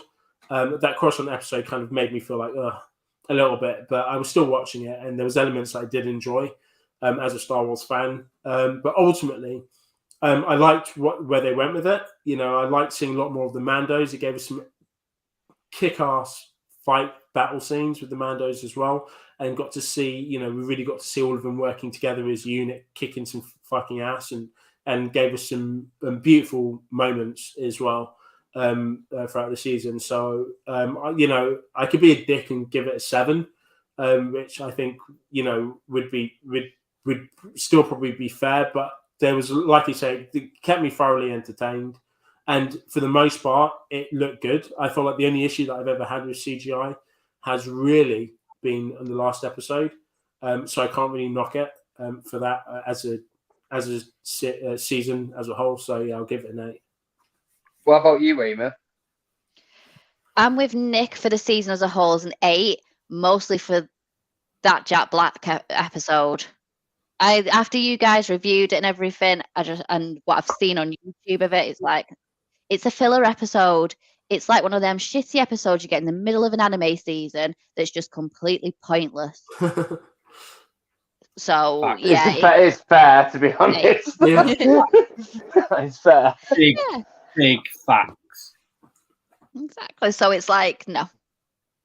So what about this as an episode? Just a singular episode. As a singular episode, 9.5. So you really enjoyed it then? I thoroughly enjoyed it. That's nice to hear. Like, I'm glad someone's got really like that episode. I thoroughly enjoyed it. It was only getting a 9.5 because of it sounds so petty, but again, the jetpack going into outer space. Who's flying and where is Din Djarin's plane or spaceship or whatever you want to call it? And the kitchen lights, which you called the shitty office lights. I spotted that and was thinking kitchen lights that you have in your kitchen. That as well from IKEA. Yeah. And then I think the budget, going on what Nick said, I also think that they blew the budget on the stupid Jack Black and Lizzo episode. That's why the CGI was shit, because it went on that shitty episode I won't watch. Maybe. But that's just my opinion. What about you, Alf? In line with us. The episode probably a 9.5, thereabouts. 9 easy. It might be a 9.5. It needs another watch though, because just like I say, just in case, just watching it on a small screen and being tired has skewed it a little bit. Season probably a 7.5. It wasn't as good as season 1 or season 2, just because I think some of the choices that they made, I still fucking loved it. Don't get me wrong. I would love if season 4 was on next week. I'd be fucking watching it, obviously. Whenever it's I'll watch it. Of course. So it's still fucking mint. Love it. But I think some of the choices that they made really disappointed me. I think they missed some opportunities in the way that they could have threaded all of the stories, or the later stories into Mando a little bit more. And that sort of episode 3 on Coruscant, not interested in that. I didn't need it. It was literally just put there to tease Gideon and kind of drag the new trilogy into the show, but making it relevant. They thought the Dark World. It was that, and then that Lizzo and Jack Black episode. How I felt about it. It made me feel physically sick. So it's dragged the whole season down for me, like, significantly. And then, yeah, like I say, I just think they could have done a little bit more. They could have been a bit more intelligent with the way that they brought Thrawn into the whole universe, like the whole live action universe. So we still don't know who bombed, like, we don't really know who bombed Bo-Katan's castle. And I would have really liked just a little conversation with her and Gideon where she goes, I'm going to fucking destroy your home because you fucking wrecked my castle. And then he just goes, I didn't do that. And that's all it is. It's just fucking left. So we don't, so it could have just been left wide open for us all to sit at home and go, oh, fuck. Like, because you just assume that it's him, and it probably was, but we don't really know that. So yeah, I would have liked like a few more choices like that where it left it a little bit more open. But yeah, as I said, as a whole, I was more than happy with it. It was, like I say, one of the better things I've watched this year. It was just those couple of choices that they made where I was just like, I could have probably done that a little bit better. Yeah. I kind of agree. Like, this episode for me, like, is probably 7, right? Because last week's for me was my favorite, which I would rate as about 9. I don't think there's been a perfect episode of Mandalorian yet. Just don't think it's happened. They haven't had their Band of Brothers Battle of the Bulge episode yet. They haven't had something where I've just gone, holy shit, and I can't stop thinking about it. So, like, 9 is probably pushing that at the top, right? So, it is a step down. Season, I feel like this season as a whole, that the highs have been higher, but the lows have been lower. Like, when it's been entertaining, it's been just outstanding. It's just been like, holy shit. But when it's been bad, you've been going, oh, what the fuck? Yeah. But I can't wait. I've not been able to wait for it every single week, even if the week before was terrible. I know, like, it's got to be good. Like, just because what last week was, the tonal shift, it will be different. So, because every episode is tonally different. Like, there's going to be adventures, there's going to be romps, there's going to be funny episodes, which usually miss the mark. There's going to be some serious stuff. There's going to be a bunch of lore in one episode, which is like big universe building stuff. But again, so maybe 7 overall. Like, I feel like overall, both 7s. Not as good, as last season. But the highs were higher, but the lows were lower. Jesus. Like, I think that's fair. I'm surprised that you gave this a 7 because that was like closer to my score. I thought you'd be like an 8 or a 9. I feel like I've been more pessimistic. I've been more optimistic while you've been pessimistic about the season as a whole. Like, Joe, he's kind of reversed what was coming into when we was watching Last of Us. Yeah. Like, I was like super, like, I was up here, like, I was like, because I didn't know anything. I knew a load of people loved it, but I knew nothing about why people loved it. Sure. But I knew that means there's going to be a grain of something what I'm probably going to enjoy. Yeah. Like, so, like, I feel like that expectation was the other way around with this, where I was just like, yeah, I'm looking forward to it. But Bob had done me that dirty. I was like, this could be the one. Like, I've been hurt before. I'm not going to get hurt again. Yeah. Star Wars going to kill off the Mandalorians for me completely at this point. But I was like, every episode, I was like, oh, even if I didn't think it was a great episode in, like, compared to what we've seen before, I was still like, oh, we've learned something. But I'm excited about next week because I know there's going to be a big Mandalorian fight at some point. Yeah. And that's all I give a shit about. We're going to see Mandalore as well. So I was like, I was happy. Like, Like, I feel like unlike obviously you know how I feel about the last episode of season 2, so I feel that was I was slightly pessimistic about this episode because what I was thinking was, how are they going to beat that? Yeah, like, they could do it again, but it's never going to be the same kind of feeling. And as far as I was concerned, all they needed to do was really just tell a story in this one. So I wanted to kind of go in with this with a bit of a blank canvas and just kind of go, just tell a story, make it look beautiful. I don't give a fuck. You know. Yeah, but we did get Moff Gideon in a gimp suit, which I was highly happy about. We did. We did. Entertaining as anything. Yeah. I'm gonna have to love yous and leave us because I'm struggling a bit. Right. So I'll talk to you all later. Amy, put that stuff out about what we was talking about, and I'll talk to you all later. Right, See you later, love it, mate. everyone. Talk to you in a bit. Bye. Safe. Bye. Guys, do we quickly? We just want to do the Fast and Furious, and then we'll wrap up. Okay. Yeah, just because Yeah. we're taking that. I can be really quick. It looks like the biggest piece of fucking shit I've ever seen in my life. Yeah, so there's a Fast and Furious trailer that's out at the moment. It is on the Red Line channel. If you haven't seen it, go watch it if you want. But basically, it's. I like to say that it's just more of the same. If you like, this is basically it with Fast and Furious. The last one that I watched a bit part of one of the ones that were out, and I think it might have been 9.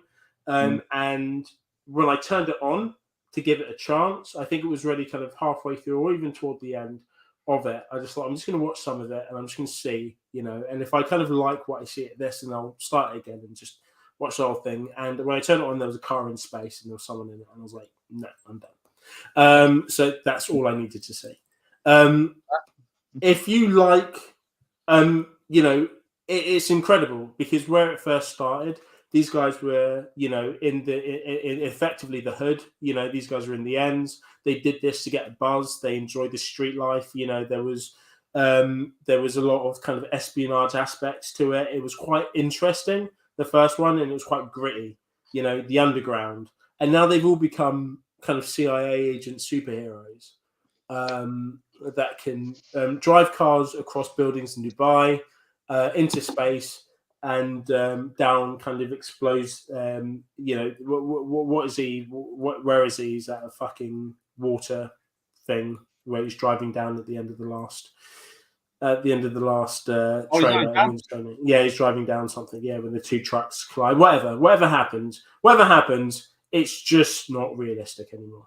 It's just, and we watch Star Wars and we watch Marvel films, and Amy likes anime movies. We all do, but like Amy loves anime movies, should I say. Realism isn't what we're looking for here. We just need it to be entertaining. And when you're trying to do something that you want people to believe could happen, it doesn't make sense for me. It's not even that. It's just the story has to work. I mean, again, referring back to, like I say, I do watch a lot of anime. Anime is quite fucking out there when it comes to the stories, particularly with Dragon Ball, One Piece, Bleach. That time I got reincarnated as a slime. It's fucking out there with the stupid shit, but it's entertaining and the stories are on point. You can get behind the thing for anime is you can get behind the stories. With Fast and Furious, it's gone so far away from the point of what the story was originally about. You just like, I mean, it's blowing up it's stopping Jason Momoa from blowing up the Vatican. That's the premise of the story of the new Fast and Furious. Yeah. Special agents. Who cares? Yeah. There's that big scene. Yeah, the scene at the beginning. Yeah. To be honest, couldn't give a fuck. Hope Vin Diesel dies in this one. My favorite Vin Diesel films in history are Guardians of the Galaxy, Saving Private Ryan, and maybe the Iron Giant. Yeah. Gets shot in the first scene. It's incredible. I watched that scene. I was in that, but I love the fact. Wow. I love the fact that you went with the 2 films that it was just a voice in. Yeah. Do you know what I mean? Like I get. Well, it's just not about him, and it's about everything else. Iron Giant. Iron Giant. That's my 3. That's my 3. Yeah. Guardians of the Galaxy, Saving Private Ryan, and the Iron Giant. One of them where he's on screen. Yeah. Incredible. Yeah, Iron Giant is a great film. Yeah, he says fuck all. And Saving Guardians of the Galaxy. And Saving Private Ryan, great film. He gets shot. I mean, there's what's not to love about this? He dies. I don't give a fuck about spoilers. Shot in the very first act. Not a hero. Dead. And that's what I want to see in this film. If everything that we saw was just a bit of everything that we saw with him happens in the first act, and actually Jason Momoa blows him up, spectacularly in this, and then destroys everything the films have been about. You get things about family, and you kill everyone, and he does. Then this will be my favorite Fast and Furious film, but it won't. No, it's just gone so far beyond enjoyable. Like I say, I didn't mind the first one. It was a fine kind of gone in 60 seconds, Baby Driver type car chase. Baby Driver is incredible. It's a one and done. Watch it, move on, do something else. Do you know what I mean? Like it was fine. It was not obviously not on the same level as Baby Driver, but in terms of the way that the car chasing and stuff were choreoed, like I was cool with that. Yeah. Done that really, really well. Fuck off now. Yeah. It didn't need a second one. It absolutely didn't need Tokyo Drift, and then it got just more and more and more insane. And I have watched them all. I have not gone to the cinema to watch them because I ain't getting my I'm not doing that. So I've waited for them to come free on tele, and then I'll watch that. Yeah. I will absolutely 100% not go to the cinema and pay to want to fucking stab myself in the eye. Yeah. It looks fucking awful. Mike made me pissed because I texted him going, no, hard fucking pack, not into it at all on the group. And he was like, oh, I enjoyed this one more so because it felt a little more toned down. And I was like, they drove down a dam, down the wall of a dam. Yeah. Like that's even remotely possible. And he was exploding dam. Yeah. But he did say, that's toned down, which is not wrong.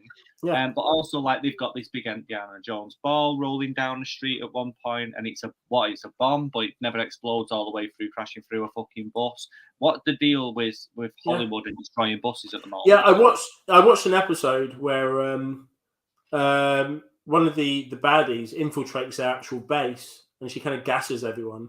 Yeah, the people that are going to cause a legitimate problem to the organization, and they're all kind of laying there on the floor, and she walks in, grabs some codes or something, and leaves. She's got a gun in her hand. She's there with guards. Why? I was just like, just kill them. I never ever. Do you know? I'm not like, even though I'm goth Nick today, but I never ever usually root for the bad guys, and if they have just cause, Thanos exempt because he had a great point. But why not just kill them? I wouldn't have been mad if that had happened. If she just. But that's the thing, though. Yeah. With this franchise, and it takes itself way too seriously as well. You see, at least when you get franchises that are a bit silly, and they know that they're a bit silly. Like you look at the Suicide Squad or even Guardians to an extent. They very much know what they are, and they're like, we don't need to be super serious. This is not the place for it. We can poke a bit of fun at how ridiculous everything is. Fast and the Furious don't get that. They don't understand that this is ridiculous. That it's very, very serious, or they take it very, very seriously. But even she could have walked up to every single one member of the team, shot them in the face, and in the next film they'd have pulled a fucking Kingsman on us and just had a gel pack put on their face and did the brain. Like, do you know what I mean? Like. Yeah. That 100% would have happened because no one actually dies in any of these films, which means there's absolutely no stakes. 3 films down the line, Charlize Theron's probably going to be on their same side and they're all going to be mates and she's going to be a good guy. It's because Statham is now, Luke Evans was as well, and it's just like John Cena, John Cena, villain, now good guy, and it's just fucking, it's ridiculous. It's just fucking stupid. I don't see the point. It also lost me as soon as they called it Fast X and not Fasten, because that's Fast 10. Like, why are you not doing that? Who's working in your marketing? Because it's very, very obvious, very clear, and it follows the same format that they've followed for most of the films. Whereas now they've moved on to Roman numerals. It makes no fucking, like I say, it's just fucking shit. Like, it couldn't be shitter. What else could they do? What driving off? Not do it. No, I just mean how else? Like they've taken them to space. Now they've now gone intergalactic. It's to the center of the earth. Submarines. Perfect. Car, Go to the submarine. go to the core of the earth. There we go. There'll be jokes if they do like, this is like, I don't know, Fast 20. And I hope it's not. like now it's submarines. Yeah, we're gonna put this thing in overdrive. Oh, actually, they've had a submarine. No, they've had a Yeah. submarine. It came through the ice in one of the films. I Yeah. just Was that can't do it. 8 or just- 7? They just Don't need to even like. This has to be the end. No. Just finish it with like the bad guy winning eventually, because inevitably they're all going to get older. They all can't just keep doing what they're doing. There's always going to be a bad guy. Apparently, just let one of the bad guys kill them once and for all. And that's I mean, Kurt Russell's not even in it anymore. He's got nothing going for it. Yeah. Nope. It's just, But I'll tell you what, it could have been worse because The Rock could have also been in it again. yeah, I think even when The Rock says this is too cheesy for me, you know that there's something wrong. You know that there are problems. Yeah, the thing is, though, he says it's too cheesy for him. He's the king of cheese, and he then goes and does a spin-off film with Jason Statham, Hobbs and Shaw. Well, that's the No, point. yeah, no, but he said after. That's what happened. So he went and did Hobbs and Shaw, and Vin Diesel was like, "Why are you getting your own franchise? This is my bait. This is my thing. You're like a passenger. I'm the star." And then I'm surmising this is what happened. And then The Rock was like, "No, I'm a bigger star than you. Look at how big my muscles are." And then Vin Diesel was like, "No, I've also got big muscles too, and I've also got a bald head. So back up, fucker." And then they both got their cocks out and realised that they've shrunk so much from all the steroids that they immediately put them back away. Yeah. And then Vin Diesel went, "Okay, maybe if you say sorry, I might let you come back to my playground and just be like a side character again." And he was like, "No, I'm too big of a star, so I'm not saying sorry. I'm going to go and hang out with Kevin Hart instead and do another film with him." And then that's where we are. And we've got Fast 10. Yeah. Yeah, with no Rock. Yeah.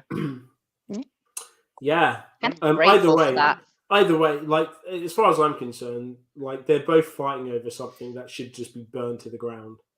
It speaks volumes about both their personalities, and I have absolutely no interest in watching this film at all. It's like arguing about what you'd rather die of, AIDS or cancer. Yeah. Do you know what I mean? Like, oh, I'd rather have... No, AIDS is better. No, cancer's better. No, it's not. Go away. Stop making films. In fact... The only problem is, eventually someone's going to die if they have either one of those. It's not seems to happen with this franchise. Yeah, that is fine, if there's any peace to be made with your comparison, it's not this. In hindsight, your comparison, your theory is better in this circumstance. Actually, is because there is an escape. An Yeah. eventual escape into sweet nothingness. Yeah, which is a relief for people like us. Yeah, exactly. Which we're not. So So, anyways, if you do feel the same, or if you really like the Fast and Furious franchise, please do let us know and let us know what you think about it. Do watch the trailer and let us know what you think about it as well. Talking about it has literally sent me a bit numb. It's just I'm so tired of talking about this. I can't believe it's still a thing. But nevertheless, it's kind of brought the mood down a bit. It's like we've all gone on this massive downer because of this film. Goth. No. This is what it's like being a goth. I'm going to go back to normal. I don't feel like this is goth though.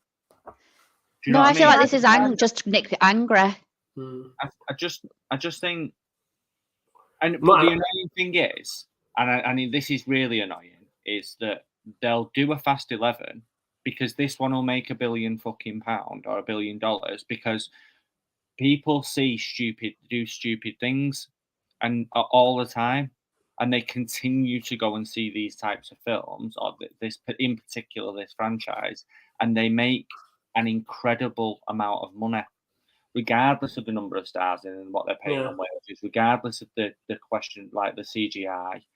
They make fucking bank for Universal, so they'll greenlight another one, and everyone will come back because it's the only thing that they can do. And it's just such a fucking shame that in 2 years' time we'll probably still be talking about exactly the same thing. How they're all back again, and now nothing's moved forward. That's what's so annoying about it. It's not even just that it's so shit that we're going to have to do this again. Yeah, the only logical explanation and end to this is just to just take out the real people. They can't make it without the actors. So anyone But they all watching keep this, coming back for the money. anyone watching this that lives in the US and has No.